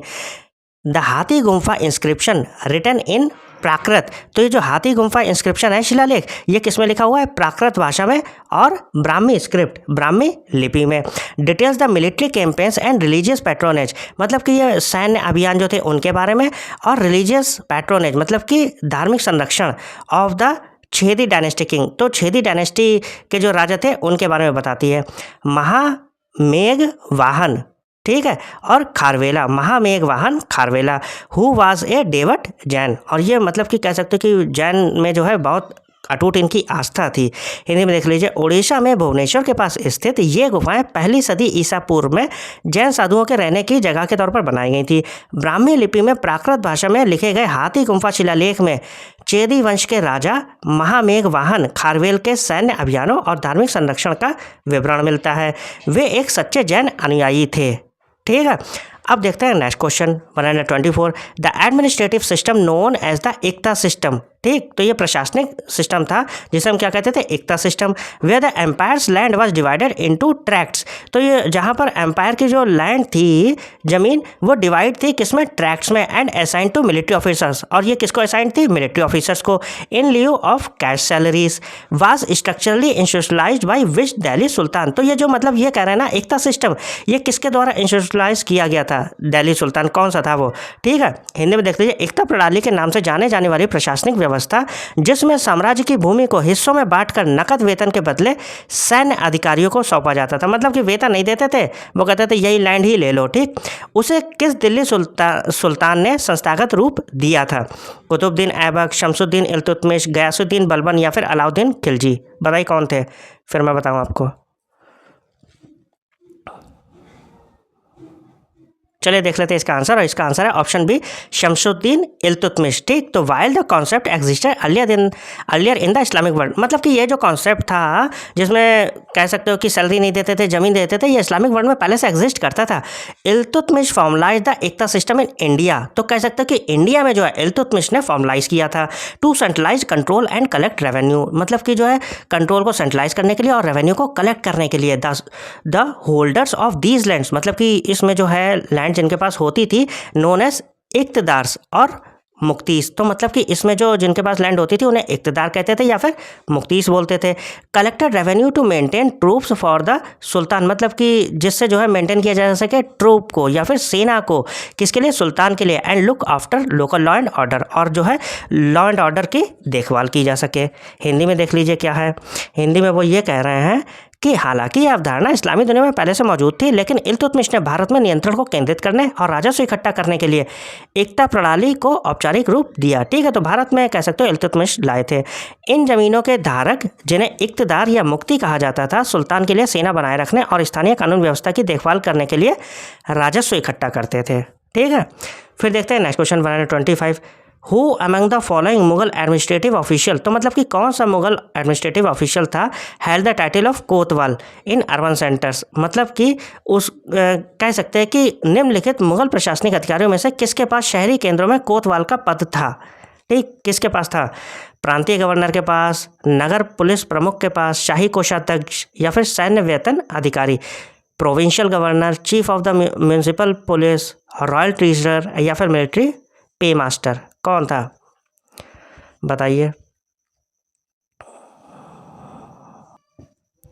चलिए देख लेते हैं इसका आंसर, और इसका आंसर है option B, chief of the municipal police या फिर नगर पुलिस का प्रमुख।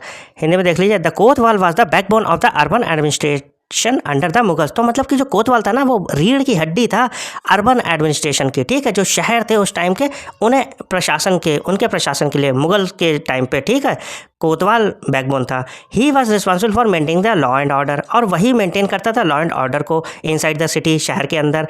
कंट्रोलिंग मार्केट्स को कंट्रोल करता था। चेकिंग वेट्स एंड मेजर्स, मतलब कि माप तौल के बारे में जो भी थी वो भी चीज़ें। Monitoring the movements of foreigners, जो फॉरेनर्स मूवमेंट करते थे, आते जाते थे, उनके बारे में भी देखता था। एंड प्रिवेंटिंग क्राइम्स, और जो क्राइम होता था उसे भी बचाता था। मुगल शासन के दौरान कोतवाल शहरी प्रशासन की रीढ़ था। कौन? कोतवाल मुगल के टाइम पे शहरी प्रशासन की रीढ़ था। वह शहर में कानून व्यवस्था बनाए रखने, बाजारों पर नियंत्रण रखने, बांट माप की जांच करने, विदेशियों की गतिविधियों पर नजर रखने और अपराधों को रोकने के लिए जिम्मेदार था। सही है। फिर देखते हैं next question number 126, the famous Persian translation of the Hindu epic Mahabharata, तो मतलब कि फारसी अनुवाद की बात कर रहे हैं महाभारत के। कमीशन बाय अकबर के द्वारा कमीशन किया गया था। As part of his cultural synthesis policy is titled, मतलब कि जो फारसी में अनुवाद हुआ था महाभारत का, उसका नाम क्या था? ठीक है, हिंदू महाकाव्य महाभारत का वह प्रसिद्ध फारसी अनुवाद जिसे अकबर ने अपनी सांस्कृतिक समन्वय नीति के तहत तैयार करवाया था, उसका शीर्षक था, महाभारत का फारसी में शीर्षक क्या था जिसे अकबर ने अनुवाद करवाया था? अनवर सुहेली, रज़्मनामा, हमजानामा, सफीनतुल औलिया, बताइए कौन सा है? चलिए देख लेते हैं इसका आंसर, और इसका आंसर है हमारा ऑप्शन बी, रज़्मनामा। ठीक, तो meaning the book of war, तो रज़्मनामा का मतलब क्या होता है? द बुक ऑफ वॉर, युद्ध की किताब, है ना। The Razmnama was translated under the supervision of court scholars, तो मतलब कि जो ये ट्रांसलेट की गई थी वो किसकी देखरेख में की गई थी? कोर्ट स्कॉलर्स थे, फैजी एंड अब्दुल कादिर बदायूनी। ठीक, कोर्ट स्कॉलर कौन थे? फैजी और अब्दुल कादिर बदायूनी के सुपरविजन में जो है ये ट्रांसलेट की गई थी फारसी में। इन अकबर्स स्पेशलाइज्ड ट्रांसलेशन ब्यूरो, मतलब कि अकबर का जो एक स्पेशलाइज्ड ट्रांसलेशन ब्यूरो था उसके अंदर की गई थी, मकतब खाना में। It was accompanied by exquisite highly detailed Mughal miniature paintings, और मतलब कि इसमें जो है छोटी सी लघु चित्र भी बनाए गए थे जो उनके मतलब दर्शाते थे मुगल काल को। तो देख लीजिए, रज़्मनामा का अर्थ है युद्ध की किताब। इसका अनुवाद अकबर के खास अनुवाद विभाग मकतब खाना में फैजी और अब्दुल कादिर बदायूनी जैसे दरबारी विद्वानों की देखरेख में किया गया। इसमें बहुत ही शानदार और बारीक विवरण वाली मुगल मिनिएचर पेंटिंग्स, लघु चित्र भी शामिल थे। ठीक है, फिर देखते हैं अपने लोग next question 127, the radical revolutionary journal Vande Mataram. ठीक है, तो एक मतलब क्रांतिकारी ये जर्नल था Vande Mataram, publish from Paris, जो पेरिस से पब्लिश होता था, and the Free India Society in London were actively organized by which iconic Indian women patriot. तो वो ये पूछ रहा है कि पेरिस से प्रकाशित होने वाली क्रांतिकारी पत्रिका वंदे मातरम और लंदन में फ्री इंडिया सोसाइटी को किस प्रमुख भारतीय महिला देशभक्त ने सक्रिय रूप से संगठित किया था? दोनों को, वंदे मातरम को और फ्री इंडिया सोसाइटी को, किस महिला देशभक्त ने सक्रिय रूप से संगठित किया था? सरोजनी नायडू ने, भीकाजी कामा, अरुणा आसफ अली या फिर मातंगिनी हाजरा, कौन है? चलिए देख लेते हैं इसका आंसर, और इसका आंसर है ऑप्शन बी, भीकाजी कामा। ठीक, तो madam Bhikaji Cama was an outstanding figure, तो ये बहुत जानी मानी हस्ती थी in the early phase of the revolutionary movement abroad, मतलब कि जो विदेश में अर्ली पीरियड में जो रिवॉल्यूशनरी मूवमेंट चल रहे थे ना, उनमें ये जानी मानी हस्ती थी Bhikaji Cama. She is immortalized for unfolding the first version of the Indian national flag. मतलब कि ये अमर हो गई किस वजह से? इन्होंने अनफोल्ड किया था फर्स्ट वर्जन, मतलब कि जो पहला वर्जन था ना भारतीय झंडे का, वो पहली बार फहराया था। A tricolour of green, saffron and red. मतलब कि पहली बार जो तिरंगे 3 रंग थे ना, उसे फहराने वाली महिला कौन थी? भीकाजी कामा, इसीलिए वो अमर हो गई। At the international socialist conference in Stuttgart Germany, मतलब कि स्टटगर्ट में जो है जर्मनी में 1907 में फैलाने वाली यह पहली महिला थी। हिंदी में देख लीजिए, मैडम भीकाजी कामा विदेशों में क्रांतिकारी आंदोलन के शुरुआती दौर की एक प्रमुख हस्ती थी। उन्हें 1907 में जर्मनी के स्टटगार्ट में आयोजित इंटरनेशनल सोशलिस्ट कॉन्फ्रेंस में भारतीय राष्ट्रीय ध्वज हरा, केसरी और लाल रंग वाला तिरंगा का पहला संस्करण फहराने के लिए हमेशा याद किया जाता है। तो अगर पूछा जाए कि पहली बार 3 रंगों वाला तिरंगा जो है जिसमें तीनों रंग थे, फहराने वाली महिला कौन थी? भीकाजी कामा, 1907 में। ठीक, फिर है next question, question number 128, the historic Karachi session of the Indian National Congress in 1931। ठीक है, तो ऐतिहासिक सेशन था ये Karachi session Indian National Congress का, कब? 1931 वाला। Which adopted resolutions of fundamental rights, इसने अडॉप्ट किए थे रिजोल्यूशंस किस पे? फंडामेंटल राइट्स पे, and the national economic programme. ठीक, तो कह सकते हो कि भारतीय आर्थिक प्रोग्राम था। वॉज प्रिजाइडेड ओवर वाई, तो ये जो है किसके द्वारा, मतलब कौन था प्रेसिडेंट है जो 1931 का सेशन हुआ था उसमें? हिंदी में देख लीजिए, 1931 में भारतीय राष्ट्रीय कांग्रेस के ऐतिहासिक कराची अधिवेशन की अध्यक्षता किसने की? जिसमें मौलिक अधिकारों और राष्ट्रीय आर्थिक कार्यक्रम पर प्रस्ताव पारित किए गए थे। महात्मा गांधी थे, उन्होंने अध्यक्षता की थी 1931 में, या फिर सरदार वल्लभ भाई पटेल थे, जवाहरलाल नेहरू थे, या फिर सुभाष चंद्र बोस थे? कौन थे बताइए, फिर मैं बताऊँ। चलिए देख लेते हैं इसका आंसर, और इसका आंसर है option B, Sardar Vallabh Bhai Patel. Held in the shadow of the execution of Bhagat Singh, Sukhdev and Rajguru, मतलब कि जो फांसी हुई थी ना, उसी के साए में ये सब हुआ था। ठीक है, उसी के अंडर में। The 1931 Karachi session was crucial, तो ये जो 1931 का जो सेशन था वो बहुत क्रूशल था, क्योंकि उसी टाइम पे जो भगत सिंह, सुखदेव और राजगुरु की फांसी भी हुई थी। अंडर पटेल्स प्रेसिडेंसी, तो पटेल की अध्यक्षता में the Congress spelt out what Swaraj would mean, तो उन्होंने ये बताया कि स्वराज का मतलब क्या है। ठीक है, फॉर द कॉमन मासेस, लोगों को बताया। इंटीग्रेटिंग ह्यूमन राइट्स, और उन्होंने जोड़ा क्या? इंटीग्रेटिंग मतलब क्या होता है? जोड़ना। Human rights and economic social justice into its core platform, मतलब कि ह्यूमन राइट्स भी ले आए थे वो, इकोनॉमिक सोशल जस्टिस के बारे में भी बात कर रहे थे। ठीक, अपने प्लेटफॉर्म में। फिर देखते हैं अपने लोग next question 129, who among the following founded the Deccan education society, तो मतलब कि वो ये पूछ रहा है कि दक्कन एजुकेशन सोसाइटी किसने फाउंड करी थी? पुणे में 1884 में, to radicalise the spread of affordable high quality western education among Indian youth, मतलब कि किसके लिए? Affordable high quality western education Indian youth में फैलाने के लिए। भारतीय युवाओं के बीच सस्ती और उच्च गुणवत्ता वाली पश्चिमी शिक्षा के प्रसार को बड़े पैमाने पर बढ़ाने के लिए 1884 में पुणे में डेक्कन एजुकेशन सोसाइटी की स्थापना किसने करी थी? ज्योतिराव फुले ने, बाल गंगाधर तिलक, गोपाल गणेश अगरकर, या विष्णु शास्त्री चिपलूणकर, महादेव गोविंद रानाडे, या फिर दादा भाई नौरोजी? कौन थे ये बताइए।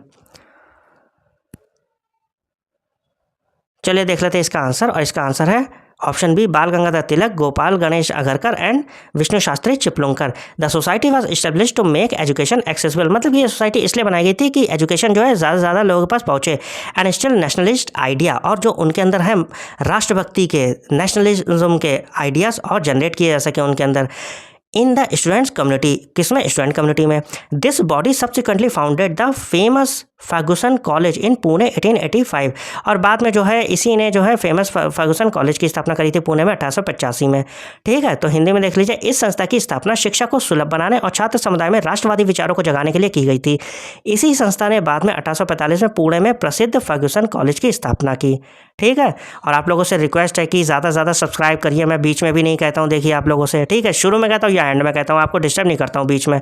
फिलहाल बताइए, ये question number 130, by virtue of which British regulation act was the supreme post of governor general of Bengal created, making the presidencies of Bombay and Madras subordinate to it, मतलब कि बम्बई और मद्रास की अध्यक्षता को बम्बई और मद्रास के अधीनस्थ बनाने के लिए। ठीक, किसकी? बम्बई और मद्रास की अध्यक्षता को बम्बई और मद्रास के अधीनस्थ बनाने वाले बंगाल के गवर्नर जनरल का सर्वोच्च पद किस ब्रिटिश विनियमन या अधिनियम के आधार पर बनाया गया था? ठीक है, 1773 का रेगुलेटिंग एक्ट, 1784 का पिट्स इंडिया एक्ट, 1833 का चार्टर एक्ट, या 1858 का भारत सरकार अधिनियम? बताइए कौन सा है।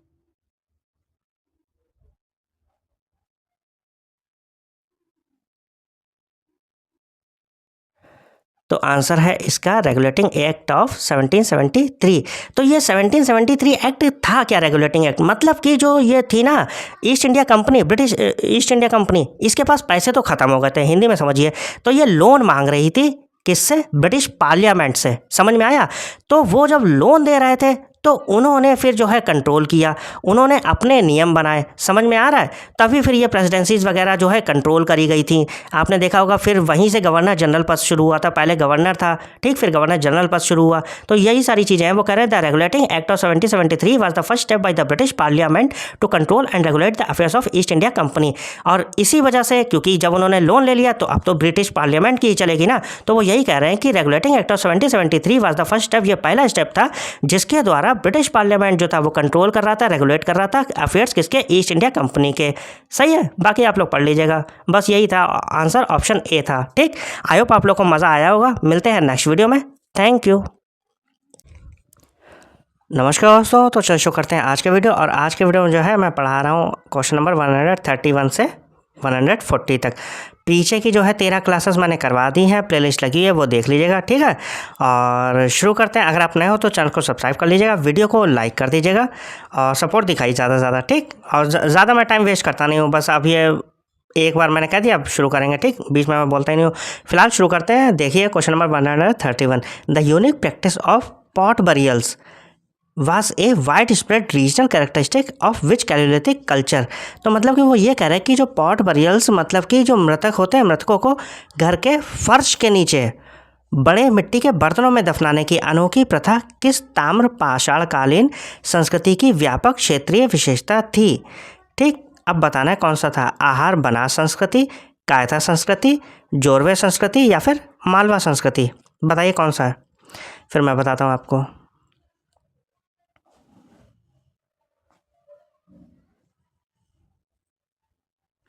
चलिए देख लेते हैं इसमें, और इसका आंसर है ऑप्शन सी, जोरवे कल्चर। ठीक, या फिर जोरवे संस्कृति। The Jorwe culture 1400 to 700 BCE, मतलब कि 1400 से 700 BCE ईसा पूर्व में। ठीक है, the Jorwe culture centred primarily in Maharashtra. और ये जो है ज़्यादातर कहाँ पे प्राइमरली कहाँ मिल रहा था? महाराष्ट्र में, एट साइट्स लाइक इनामगांव और दायमाबाद। तो इनामगांव और दायमाबाद जैसी साइट्स पर। Is known for its distinct funerary practice, मतलब कि जो अंतिम संस्कार की परंपराएं होती हैं उनके लिए जाना जाता है। Children were typically buried in 2 pots joint mouth to mouth, मतलब कि जो चिल्ड्रन बच्चे होते थे वो दफनाए जाते थे 2 पॉट्स में, 2 पॉट्स में, जो जुड़ा होता था mouth to mouth, and placed horizontally, और वो रखा होता था horizontally under the house floor. कहाँ? हाउस फ्लोर के aligned in north south direction, और डायरेक्शन क्या होती थी? नॉर्थ साउथ डायरेक्शन में। ठीक, हिंदी में देख लीजिए। जोरवे संस्कृति लगभग 1400 से 700 ईसा पूर्व, जो मुख्य रूप से महाराष्ट्र, इनामगांव और दायमाबाद जैसी जगहों पर में केंद्रित थी, अपनी खास अंतिम संस्कार की परंपराओं के लिए जानी जाती है। बच्चों को आमतौर पर 2 बर्तनों में दफनाया जाता था जिनके मुंह आपस में जुड़े होते थे। सही है, और उन्हें घर के फर्श के नीचे फ्लोर पर, ठीक है, अंडर फ्लोर, उत्तर दक्षिण दिशा में आड़ा क्षैतिज रूप से रखा जाता था। ठीक है, इंटरेस्टिंग है वैसे ये देखा जाए क्वेश्चन। ठीक, फिर देखते हैं question number 132, which ancient Indian astronomer. ठीक है, तो कौन से प्राचीन इंडियन एस्ट्रोनॉमर एंड मैथमेटिशियन है वाज द फर्स्ट, पहले थे, to systematically introduce the concept of gravity, मतलब कि उन्होंने ग्रेविटी का कॉन्सेप्ट सिस्टमेटिकली दिया है। स्टेटिंग दैट, कहते हैं, bodies fall towards the earth, मतलब कि जो बॉडीज़ है वो अर्थ की तरफ गिरती हैं, as it is the nature of the earth to attract bodies, जैसे कि पृथ्वी का ये नेचर है, स्वभाव है अट्रैक्ट करना बॉडीज़ को, पिंडों को अट्रैक्ट करना, आकर्षित करना अपनी तरफ। किस प्राचीन भारतीय खगोल शास्त्री और गणितज्ञ ने सबसे पहले गुरुत्वाकर्षण की अवधारणा को व्यवस्थित रूप से प्रस्तुत किया और कहा कि वस्तुएं पृथ्वी की ओर गिरती हैं क्योंकि वस्तुओं को आकर्षित करना पृथ्वी का स्वभाव है?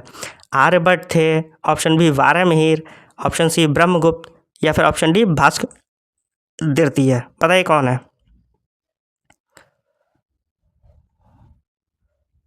चलिए देख लेते हैं इसका आंसर, और इसका आंसर है ऑप्शन सी ब्रह्मगुप्त। ठीक, lived in the 7th century CE, कब ये 7वीं शताब्दी में थे।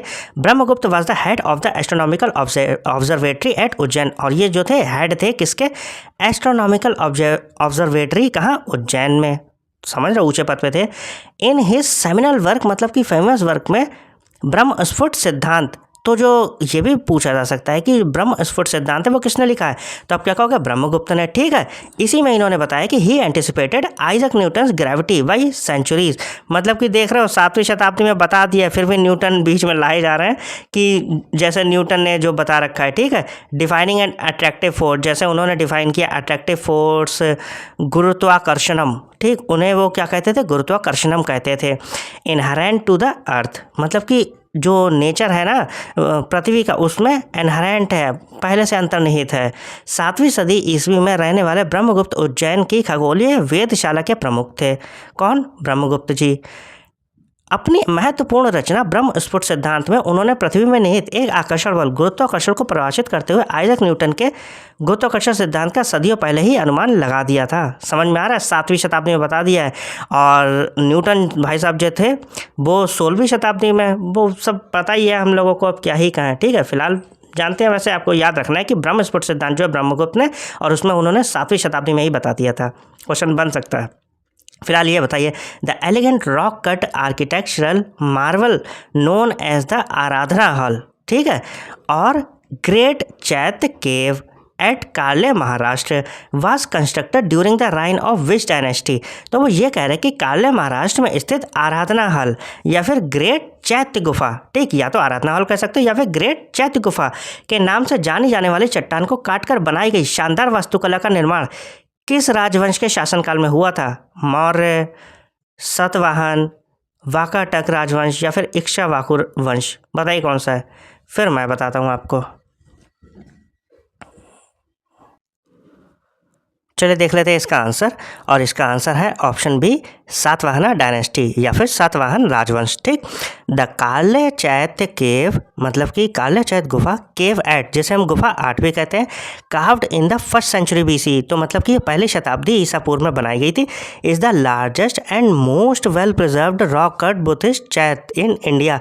तो मतलब कि ये जो भारत में सबसे विशाल एंड मोस्ट वेल प्रिजर्व, मतलब कि बहुत अच्छे से वेल प्रिजर्व रखी गई है रॉक कट बुद्धिस्ट, मतलब कि पत्थर को काट के, ठीक, रॉक कट चट्टान को काट के बनाई गई बुद्धिस्ट चैत्य, जिसे हम प्रेयर का हॉल कहते हैं बुद्धिज्म में, इंडिया में बनाई गई है।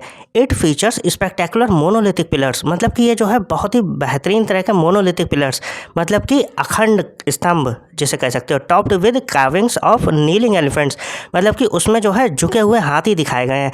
And was heavily patronised by the Satavahana rulers, और मतलब कि इसे बहुत अच्छा संरक्षण प्राप्त था किसका, सातवाहन के जो राजवंश थे उनका।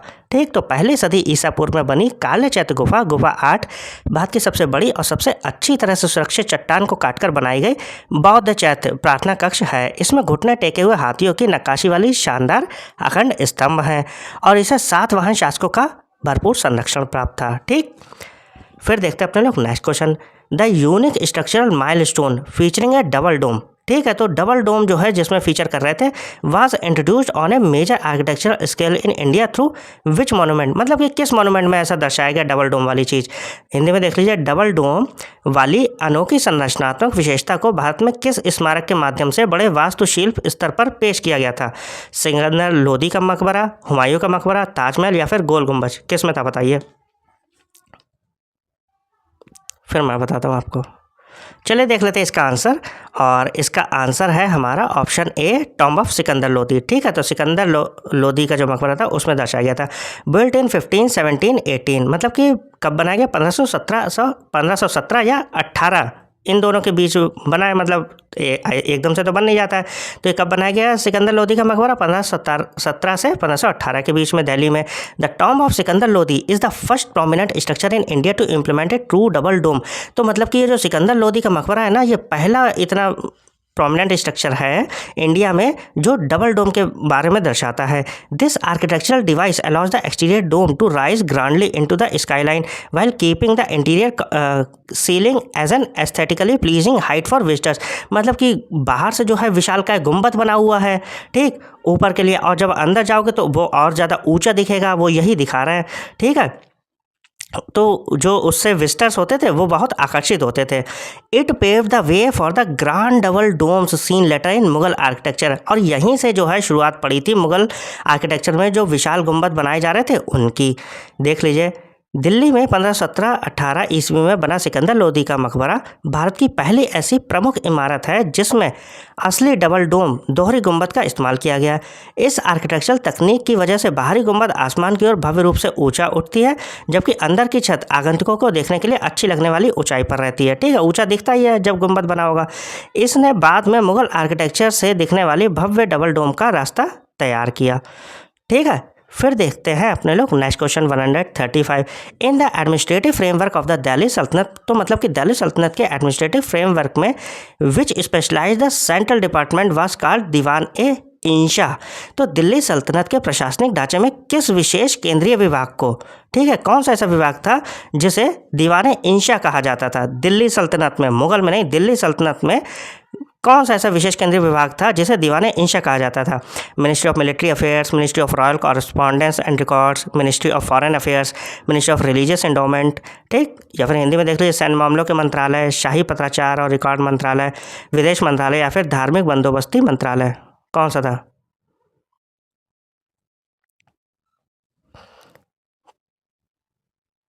चलिए देख लेते हैं इसका आंसर, और इसका आंसर है option B, ministry of royal correspondence and records. सही है, एक्सप्लेनेशन देख लीजिए।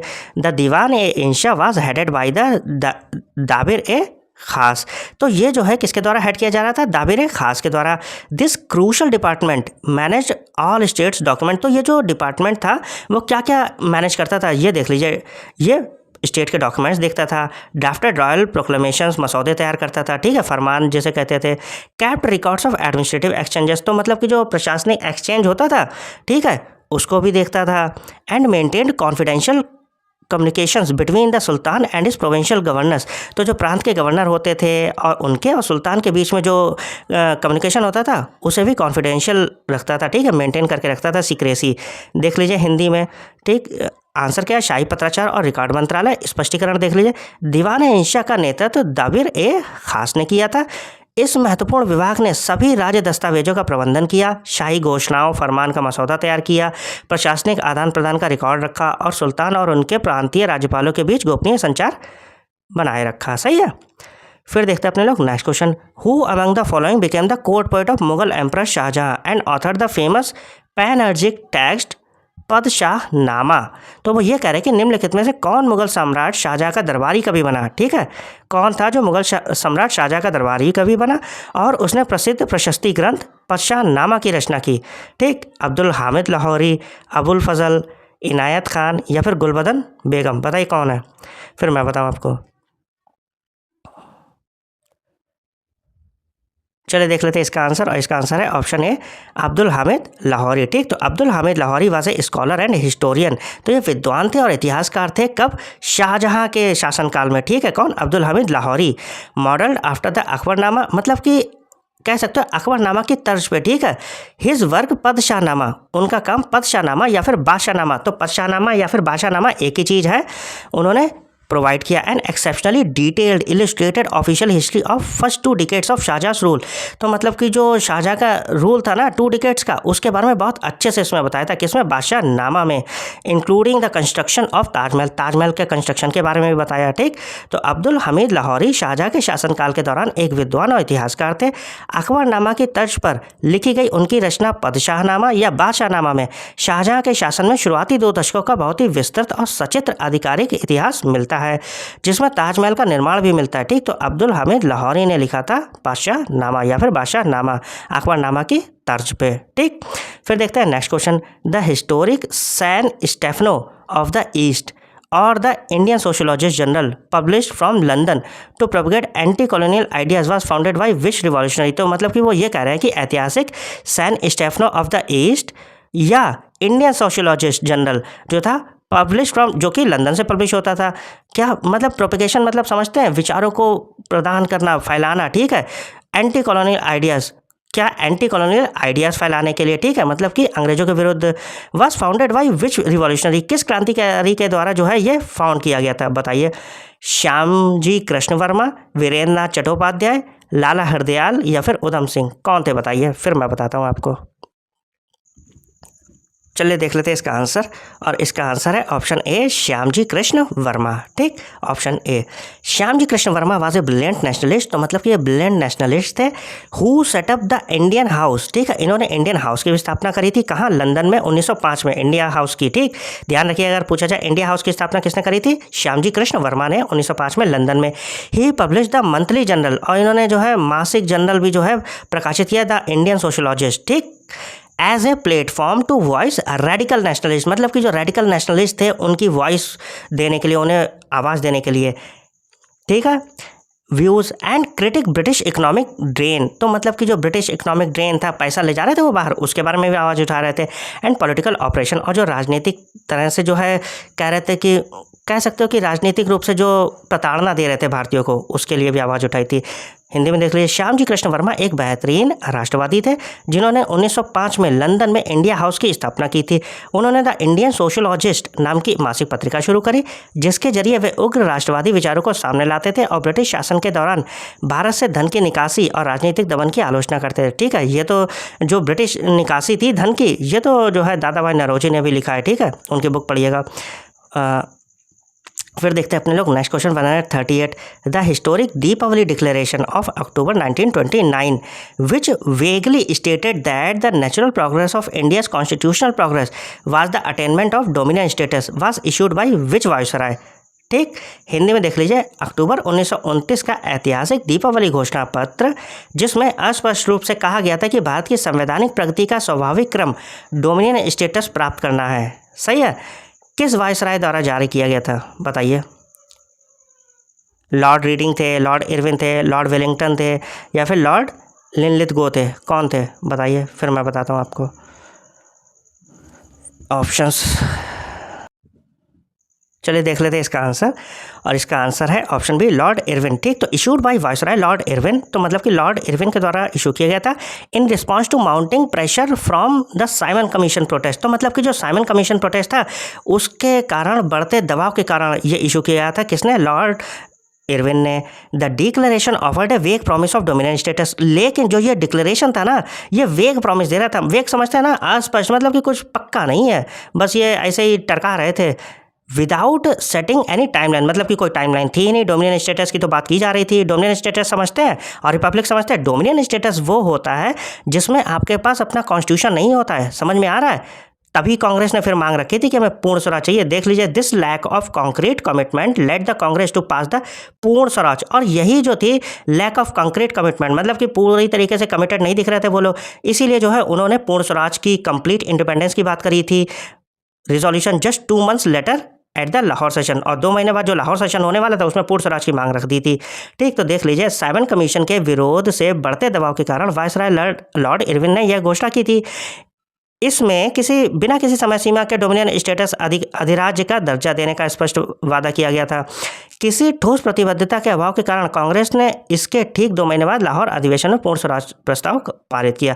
डोमिनियन स्टेटस वो होता है कि कॉन्स्टिट्यूशन जो है वो बाहर का चलेगा, ब्रिटेन का या किसी और कंट्री का, और जो रिपब्लिक हो जाता है, समझ रहे हो, पूरी तरीके से इंडिपेंडेंस, पूर्ण स्वराज, उसमें हम अपना कॉन्स्टिट्यूशन बनाते हैं। ठीक है, ये हुआ था बाद में, तो हम रिपब्लिक बन गए थे। फिर देखिए next question 139, who among the following dynamic social reformers establish the Sharada Sadan home for learning in Bombay in 1889 to provide shelter and education to young Hindu widows.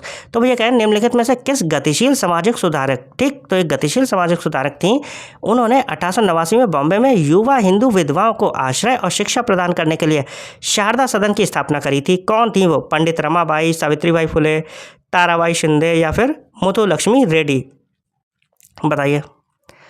चलिए देख लेते हैं इसका भी आंसर, और इसका आंसर है ऑप्शन ए, पंडित रमाबाई। ठीक है, या फिर पंडिता रमाबाई। ध्यान रखिएगा, Pandita Ramabai was an outstanding scholar, तो ये बहुत अच्छी विद्वान थी, पढ़ी लिखी थी काफ़ी ज़्यादा।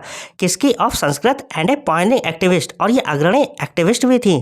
ठीक है, कह सकते हो कार्यकर्ता फॉर वुमेन्स लिबरेशन, मतलब कि ये वुमेन की लिबरेशन की, जो स्त्रियाँ थी उनकी आज़ादी की बात काफ़ी अच्छे से उठा रही थी। शी फाउंडेड द शारदा सदन, और इन्होंने ही शारदा सदन की स्थापना करी थी to give young widows safety, तो जो विधवा हो जाती हैं उनकी सेफ्टी के लिए, जो यंग एज में ही विधवा हो जाती हैं, ठीक, उनकी सेफ्टी के लिए इन्होंने काफ़ी आवाज़ उठाई, और जो शारदा सदन था ना उसकी भी स्थापना करी।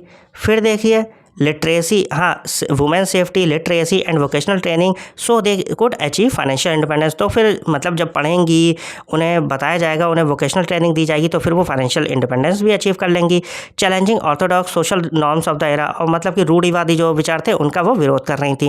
इन्हें भी देख लीजिए, पंडिता रमाबाई संस्कृत की एक असाधारण विद्वान और महिलाओं की मुक्ति के लिए काम करने वाली एक अग्रणी कार्यकर्ता थी।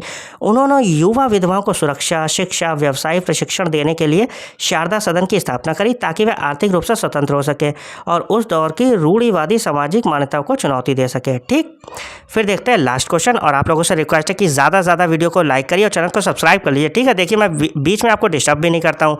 ठीक, तो आप लोगों से रिक्वेस्ट है कि ज़्यादा से ज़्यादा सब्सक्राइब करिए, वीडियो को लाइक करिए, शेयर करिए, जो भी आपके फ्रेंड्स हैं। By virtue of the which British legislative reform, ठीक है, तो वो लेजिस्लेटिव रिफॉर्म की बात पूछ रहे हैं। Was the system of provincial autonomy introduced, ठीक, completely abolishing the dyarchy system at the provincial level, मतलब कि किस ब्रिटिश विधायी सुधार के तहत, कौन सा ब्रिटिश लेजिस्लेटिव रिफॉर्म था जिसके तहत प्रांतीय स्वायत्ता, प्रोविंशियल ऑटोनॉमी इंट्रोड्यूस की गई थी या फिर व्यवस्था लागू की गई थी, और प्रांतीय स्तर पर दैश शासन प्रणाली को पूरी तरह समाप्त कर दिया गया था। ठीक, बताइए। Indian council act 1909, government of India act 1919, government of India act 1935, India independence act 1947, बताइए। भारतीय परिषद अधिनियम 1909, भारत सरकार अधिनियम 1919, भारत सरकार अधिनियम 1935, या फिर भारतीय स्वतंत्रता अधिनियम 1947। चलिए देख लेते हैं इसका आंसर, और इसका आंसर है option C, government of India act 1935। ठीक है, तो उसके थ्रू जो है ये कह सकते हो कि प्रोविंशियल ऑटोनॉमी इंट्रोड्यूस की गई थी। याद रखिएगा कि जो हमारा संविधान है ना, वो ज़्यादातर जो इंस्पायर है वो गवर्नमेंट ऑफ इंडिया एक्ट 1935 से ही इंस्पायर्ड है, 70% मान लो। ठीक है, the government of India act 1935 abolish the flawed dyarchy system, मतलब कि इसको कह सकते हो कि जो ये दास शासन प्रणाली थी ना, उसको पूरी तरीके से ख़त्म कर दिया, एबॉलिश कर दिया। ठीक, dyarchy system inside the provinces, कहाँ, प्रोविंसेस में, and replaced it with provincial autonomy, और इसे किससे रिप्लेस कर दिया, प्रोविंशियल ऑटोनॉमी से। This allowed provinces to operate as independent administrative unit. ठीक है, अब जो है फिर जो है प्रांत जो थे वो पूरी तरह से इंडिपेंडेंट एडमिनिस्ट्रेटिव यूनिट की तरह काम करने लगे थे, largely free from central interference, मतलब कि अब केंद्र जो है इंटरफेरेंस नहीं कर सकता था इसमें, and led directly to the democratic provincial elections of 1937। और इसी वजह से जो है इसने किस तरफ हमें कह सकते हो कि प्रेरित किया या धकेला, डेमोक्रेटिक प्रोविंशियल इलेक्शन 1937 के। ठीक, तो भारत सरकार अधिनियम 1935 ने प्रांतों में मौजूद दोषपूर्ण दैत्य शासन प्रणाली को खत्म कर दिया और उसकी जगह प्रांतीय स्वायत्ता, प्रोविंशियल ऑटोनॉमी लागू की। इससे प्रांतों को केंद्रीय हस्तक्षेप से काफ़ी हद तक मुक्त होकर स्वतंत्र प्रशासनिक इकाइयों के रूप में काम करने की सुविधा मिली, और इसी के परिणाम स्वरूप 1937 में लोकतांत्रिक प्रांतीय चुनाव हुए। ठीक है, आई होप आप लोगों को मज़ा आया होगा। आप लोगों से रिक्वेस्ट है कि ज़्यादा से ज़्यादा जो है सब्सक्राइब करिए। ठीक, और अगर आपको कोई सजेशन देना हो तो वो भी दे दीजिए। मिलते हैं नेक्स्ट वीडियो में, थैंक यू।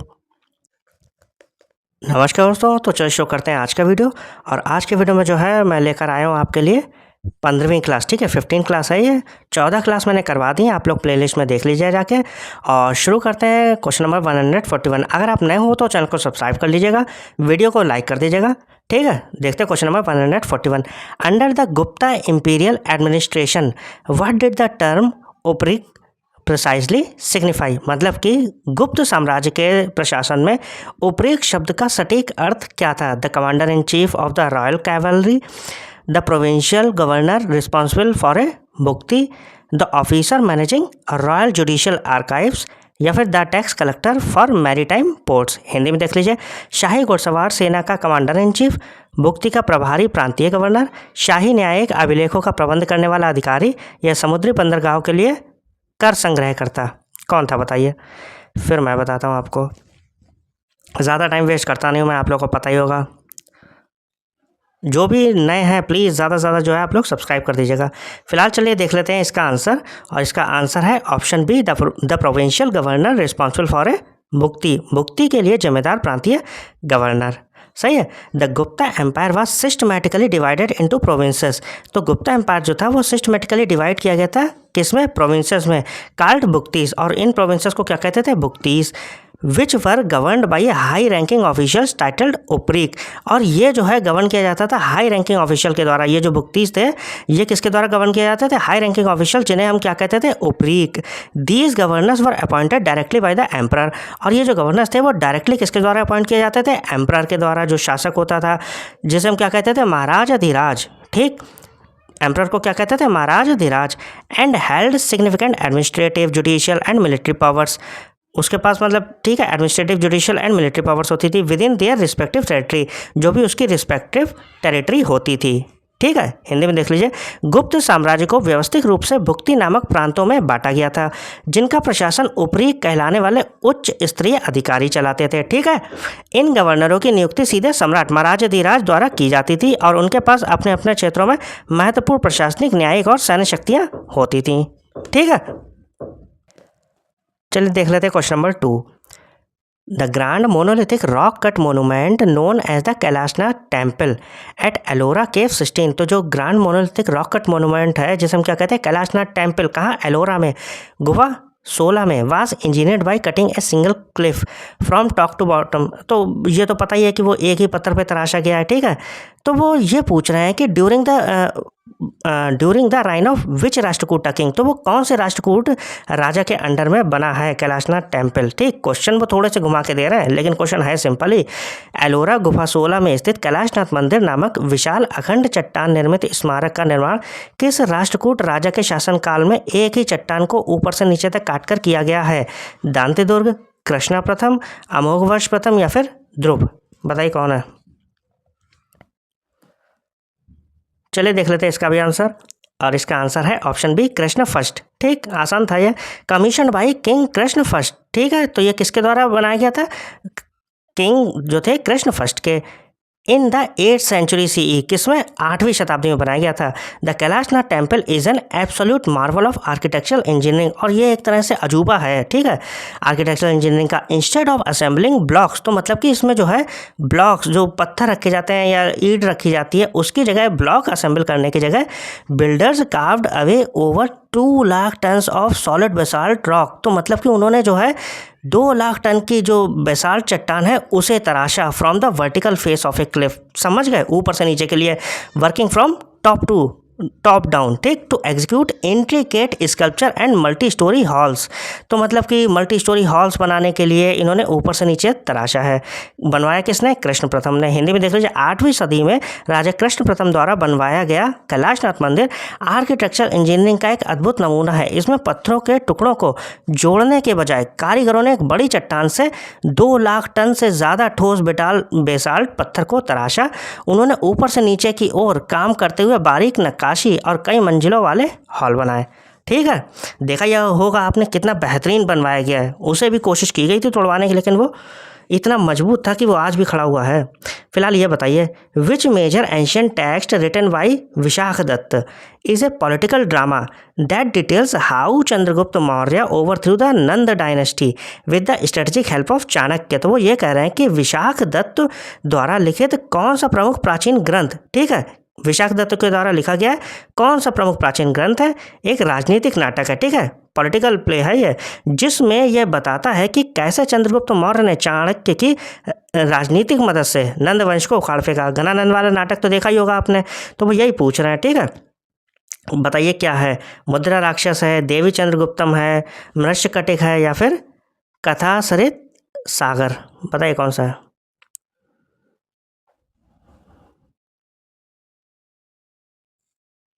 चलिए देख लेते हैं इसका आंसर, और इसका आंसर है ऑप्शन ए, मुद्रा राक्षस। ठीक, तो मुद्रा राक्षस is a Sanskrit play, Sanskrit नाटक है ये, compose during the Gupta period. ये गुप्ता पीरियड में कंपोज किया गया बाय विशाख दत्त। ठीक है, तो मुद्रा राक्षस किसने लिखा है? विशाख दत्त ने। Unlike most classical place of the era, मतलब कि जो उस टाइम के क्लासिकल प्लेस थे ना, उनसे हट के it contains very little romance, इसमें रोमांस बहुत कम था। And instead focuses entirely on political espionage, तो ये जो है पॉलिटिकल कह सकते हो, राजनीतिक विचारधारा पे था टिका हुआ। इंट्रिकेट स्ट्रेटजीज, मतलब कि गूढ़ जो स्ट्रेटजीज बनाई जाती हैं उन पर था। And statecraft as Chanakya outmanoeuvres Rakshasa, ठीक है। तो मतलब कि जो चाणक्य है वो एक राक्षस को हटाता ही तो है, तो उसी के बारे में बात कर रहे हैं। The loyal prime minister of the fallen Nand dynasty, मतलब कि जो कह सकते हो कि जो प्राइम मिनिस्टर था उसका नंद डायनेस्टी का, उसको कैसे हटाया गया, इस बारे में, ठीक। तो इसका आंसर क्या है? मुद्रा राक्षस। हिंदी में भी चलिए देख लेते हैं इसे। हिंदी में वो क्या कह रहे हैं? मुद्रा राक्षस संस्कृत का एक नाटक है जिसे गुप्त काल में विशाख दत्त ने लिखा था। सही है। उस दौर के ज़्यादातर क्लासिकल नाटकों के उलट इसमें रोमांस बहुत कम है और इसके बजाय ये पूरी तरह से राजनीतिक जासूसी, जटिल रणनीतियों और शासन कला पर केंद्रित है, जिसमें चाणक्य नंद वंश के वफादार प्रधानमंत्री राक्षस को अपनी चालों से मात देते हैं। सही है। फिर देखते हैं अपने लोग next question, question number 144। During the Delhi sultanate which sultan introduce the controversial token currency system replacing silver tanka coins with copper and brass tokens. Delhi सल्तनत के दौरान किस सुल्तान ने चांदी के टंका सिक्कों की जगह तांबे और पीतल के टोकन चलाकर विवादास्पद टोकन मुद्रा प्रणाली शुरू की थी? अलाउद्दीन खिलजी, मोहम्मद बिन तुगलक, गयासुद्दीन तुगलक या फिर फिरोज शाह तुगलक? बताइए कौन है। फिर मैं बताता हूँ आपको। चलिए देख लेते हैं इसका भी आंसर, और इसका आंसर है ऑप्शन बी, मोहम्मद बिन तुगलक। ठीक। तो इन 1329-30, तो कह सकते हैं कि 1329 या फिर 1330 में Mohammad bin Tughlaq introduced token currency to deal with global silver shortage. तो मतलब कि जो है ग्लोबली सिल्वर शॉर्टेज चल रही थी, इसीलिए उसने टोकन करेंसी इंट्रोड्यूस करी थी। End fund his ambitious military campaign, और अपनी जो है एम्बिशियस मिलिट्री कैंपेन थी उन्हें फंड करने के लिए। However the state fail to monopolise the minting process, लेकिन उसे जो सिक्के डालने की प्रक्रिया थी उसमें वो फेल हो गए। Households across the empire began forging copper coins to pay taxes, मतलब कि वो ये कह रहे हैं कि पूरे साम्राज्य में लोग टैक्स चुकाने के लिए तांबे के नकली सिक्के बनाने लगे। ठीक है। तो कई सारी दिक्कतें शुरू हुई थी, तो वो यही बता रहे हैं कि बाद में जो है ये पूरी तरीके से फेल हो गई थी। देख लीजिए आंसर क्या है, मोहम्मद बिन तुगलक। ठीक। तो 1329-30 ईस्वी में मोहम्मद बिन तुगलक ने दुनिया भर में चांदी की कमी से निपटने और अपने बड़े सैन्य अभियानों के लिए फंड जुटाने के लिए टोकन मुद्रा, सांकेतिक मुद्रा शुरू की। हालांकि राज्य सिक्का डालने की प्रक्रिया पर अपना एकाधिकार बनाने में विफल रहा। जैसा मैं बताया था, पूरे साम्राज्य में लोग टैक्स चुकाने के लिए तांबे के नकली सिक्के बनाने लगे, जिससे बहुत ज़्यादा महंगाई बढ़ गई। ठीक है। हाइपर इन्फ्लेशन हो गया, महंगाई बहुत ज़्यादा बढ़ गई थी और सुल्तान को यह योजना वापस लेनी पड़ी और असली सोने चांदी से नकली टोकन वापस खरीदने पड़े। ठीक है। फिर देखते हैं अपने लोग next question number 145, the historic battle of Talikota. ठीक है। तो बैटल ऑफ तालिकोटा कब हुई थी? 1565 में। Which dealt a fatal blow to the structural prosperity of the Vijayanagara empire was fought against a combined coalition of which Deccan sultanates. तो वो ये कह रहे हैं कि ऐतिहासिक तालिकोटा का युद्ध 1565 ईस्वी, जिसने विजयनगर साम्राज्य की संरचनात्मक समृद्धि को भारी नुकसान पहुंचाया, किस दक्कनी सुल्तानों के संयुक्त गठबंधन के विरुद्ध लड़ा गया था? Ahmednagar, Bijapur, Golconda and Bidar, Berar, Ahmednagar and Bijapur, Bijapur, Golconda and Calicut, Gujarat, Malwa and Khandesh. बताइए अहमदनगर, बीजापुर, गोलकोंडा और बीदर, बरार, अहमदनगर और बीजापुर, फिर है ऑप्शन सी बीजापुर, गोलकोंडा और कालीकट, गुजरात, मालवा या खानदेश। बताइए कौन है, फिर मैं बताऊं। चलिए देख लेते हैं इसका भी आंसर, और इसका आंसर है option A, Ahmednagar, Bijapur, Golconda and Bidar. सही है। Also known as battle of Rakshasi Tangadi, तो मतलब कि जो बैटल ऑफ तालिकोटा है उसे हम बैटल ऑफ राक्षसी तांगड़ी भी जानते हैं। This clash involve the army of Vijayanagara, तो इस क्लैश में जो था विजयनगर की आर्मी थी led by the de facto ruler, मतलब कि जो रूलर थे, असल रूलर राम राय थे, अगेंस्ट ए यूनिफाइड अलायंस, मतलब कि इधर जो था पूरा गठबंधन था किसका? दक्कन सुल्तनत का। विजयनगर सफर्ड एक क्रशिंग डिफीट, और विजयनगर एम्पायर जो था उसको बहुत करारी हार मिली। After which the magnificent capital city of Hampi was thoroughly plundered and destroyed, और उसके बाद जो है कैपिटल सिटी हम्पी उसे जो है लूटा गया और बर्बाद कर दिया गया। ठीक है। तो बैटल ऑफ तालिकोटा को राक्षस तंगड़ी की लड़ाई के नाम से भी जाना जाता है। इस लड़ाई में विजयनगर की सेना, जिसका नेतृत्व असल शासक राम राय कर रहे थे, का मुकाबला दक्कन सल्तनतों के संयुक्त गठबंधन से हुआ। विजयनगर को करारी हार का सामना करना पड़ा, जिसके बाद उसकी शानदार राजधानी हम्पी को बुरी तरह लूटा और नष्ट कर दिया गया। सही। फिर देखते हैं next question, under the Mughal land revenue system consolidated by Raja Todarmal, ठीक है, Aini Akbari, land that was cultivated continuously every year without a single break was classified as, तो राजा टोडरमल आईने अकबरी द्वारा व्यवस्थित मुगल भू राजस्व प्रणाली के अंतर्गत जिस भूमि पर बिना किसी रुकावट के हर साल लगातार खेती की जाती थी उसे किस श्रेणी में रखा गया था? परौती, चाचर, पोलाज या बंजार? बताइए कौन सी है। फिर मैं बताता हूँ। चलिए देख लेते हैं इसका आंसर, और इसका आंसर है ऑप्शन सी, पोलाज। ठीक। Akbar's administration classified land into 4 distinct categories. तो अकबर का जो एडमिनिस्ट्रेशन था उसने क्लासिफाई करा था लैंड को 4 डिस्टिंक्ट कैटेगरीज में, मतलब 4 कैटेगरीज में बांटा था। बेस्ड ऑन कल्टीवेशन फ्रीक्वेंसी, तो मतलब जैसी कल्टीवेशन होती थी उस फ्रीक्वेंसी पे बांट दिया था। To ensure fair taxes assessment, मतलब कि जिससे फेयर टैक्स असेसमेंट हो सके।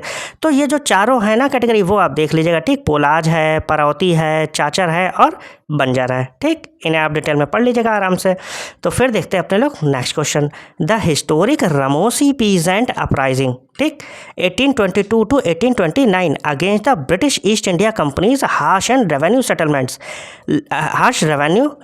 Settlements in the western Ghats was led by which leader. तो वो ये कह रहे हैं पश्चिमी घाट में ब्रिटिश ईस्ट इंडिया कंपनी की कठोर भू राजस्व व्यवस्था के खिलाफ हुए ऐतिहासिक रामोसी किसान विद्रोह 1822 से 1829 का नेतृत्व किस नेता ने किया था? तो वो कह रहे हैं रामोसी किसान विद्रोह जो था अंग्रेजों के खिलाफ, उसका नेतृत्व किसने किया था? चित्तूर सिंह, वासुदेव बलवंत फड़के, सिद्धू मुर्मू या फिर अल्लूरी सीताराम राजू? बताइए।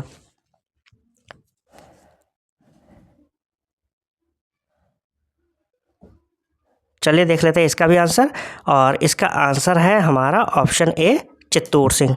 ठीक है। आप लोग ये डिटेल में मैंने दे रखा है, ये पढ़ लीजिएगा।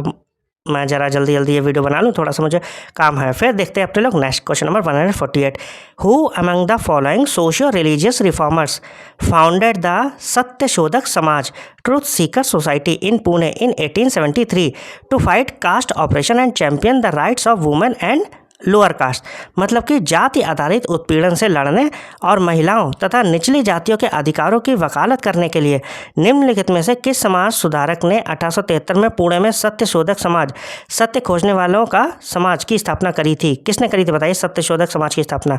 गोपाल हरि देशमुख, ज्योतिबा राव फुले या फिर डॉक्टर बी आर अम्बेडकर या फिर ई.वी. रामास्वामी पेरियार? बताइए कौन है, फिर मैं बताऊँ आपको। चलिए देख लेते हैं इसका भी आंसर जल्दी जल्दी। ठीक। और इसका आंसर है हमारा ऑप्शन बी, ज्योतिराव फुले। तो महात्मा ज्योतिराव फुले फाउंडेड द सत्यशोधक समाज। तो ध्यान रखिएगा, अगर पूछा जाए सत्यशोधक समाज की स्थापना किसने करी थी? Mahatma Jyotirao Phule. To challenge the socio hierarchy and Brahmanical hegemony of the area, मतलब कि सामाजिक ऊंच नीच थी और ब्राह्मणवाद का जो वर्चस्व था उसे हटाने के लिए किसने करी थी? ज्योतिराव फुले ने सत्यशोधक समाज की स्थापना। फिर देखते हैं नेक्स्ट क्वेश्चन। नेक्स्ट है हमारे पास the famous August offer of 1940 which promised the expansion of the Viceroy Executive Council and the eventual establishment of a constituent assembly after World War II was proposed by which Viceroy? तो वो ये कह रहा है कि 1940 के मशहूर अगस्त प्रस्ताव, ठीक है, कौन सा अगस्त ऑफर का प्रस्ताव किस वायसराय ने रखा था? बताइए। ठीक है। इस प्रस्ताव में वायसराय की कार्यकारी परिषद के विस्तार और दूसरे विश्व युद्ध के बाद संविधान सभा के गठन का वादा किया गया था। किसने किया था? लॉर्ड वेलिंगटन थे, लॉर्ड लिनलिथगो थे, लॉर्ड वेवेल थे या फिर लॉर्ड माउंटबेटन? बताइए कौन है। चलिए देख लेते हैं इसका आंसर, और इसका आंसर है हमारा ऑप्शन बी, लॉर्ड लिनलिथगो। ठीक। तो लॉर्ड लिनलिथगो थे, उन्होंने जो है कह सकते हो कि 1940 के मशहूर अगस्त प्रस्ताव का प्रस्ताव रखा था। ठीक है। वायसराय थे ये। फिर देखते हैं लास्ट क्वेश्चन आज का, और आप लोगों से रिक्वेस्ट है कि ज़्यादा से ज़्यादा सपोर्ट करिए। ठीक है। सब्सक्राइब करिए और वीडियो को लाइक कर दीजिएगा। Who among the following prominent nationalist leaders was affectionately given the title Deshbandhu friend of the nation by the public? निम्नलिखित किस प्रमुख राष्ट्रवादी नेताओं में से किसे जनता ने प्यार से देशबंधु, राष्ट्र का मित्र की उपाधि दी थी? चित्तरंजन दास, सी राजगोपालचारी, खान अब्दुल गफ्फार खां या फिर लाला लाजपत राय? बताइए कौन है, फिर मैं बताऊँ। चलिए देख लेते हैं इसका भी आंसर। ठीक है। आप लोग पढ़ लीजिएगा, और इसका आंसर है ऑप्शन ए, चित्तरंजन दास। तो चित्तरंजन दास जो थे उन्हें प्यार से देशबंधु या फिर राष्ट्र का मित्र की उपाधि दी गई थी। ठीक है। ये आप लोग पढ़ लीजिएगा आराम से, और मिलते हैं नेक्स्ट वीडियो में। आप लोग ज़्यादा से ज़्यादा सपोर्ट करिए। Thank you.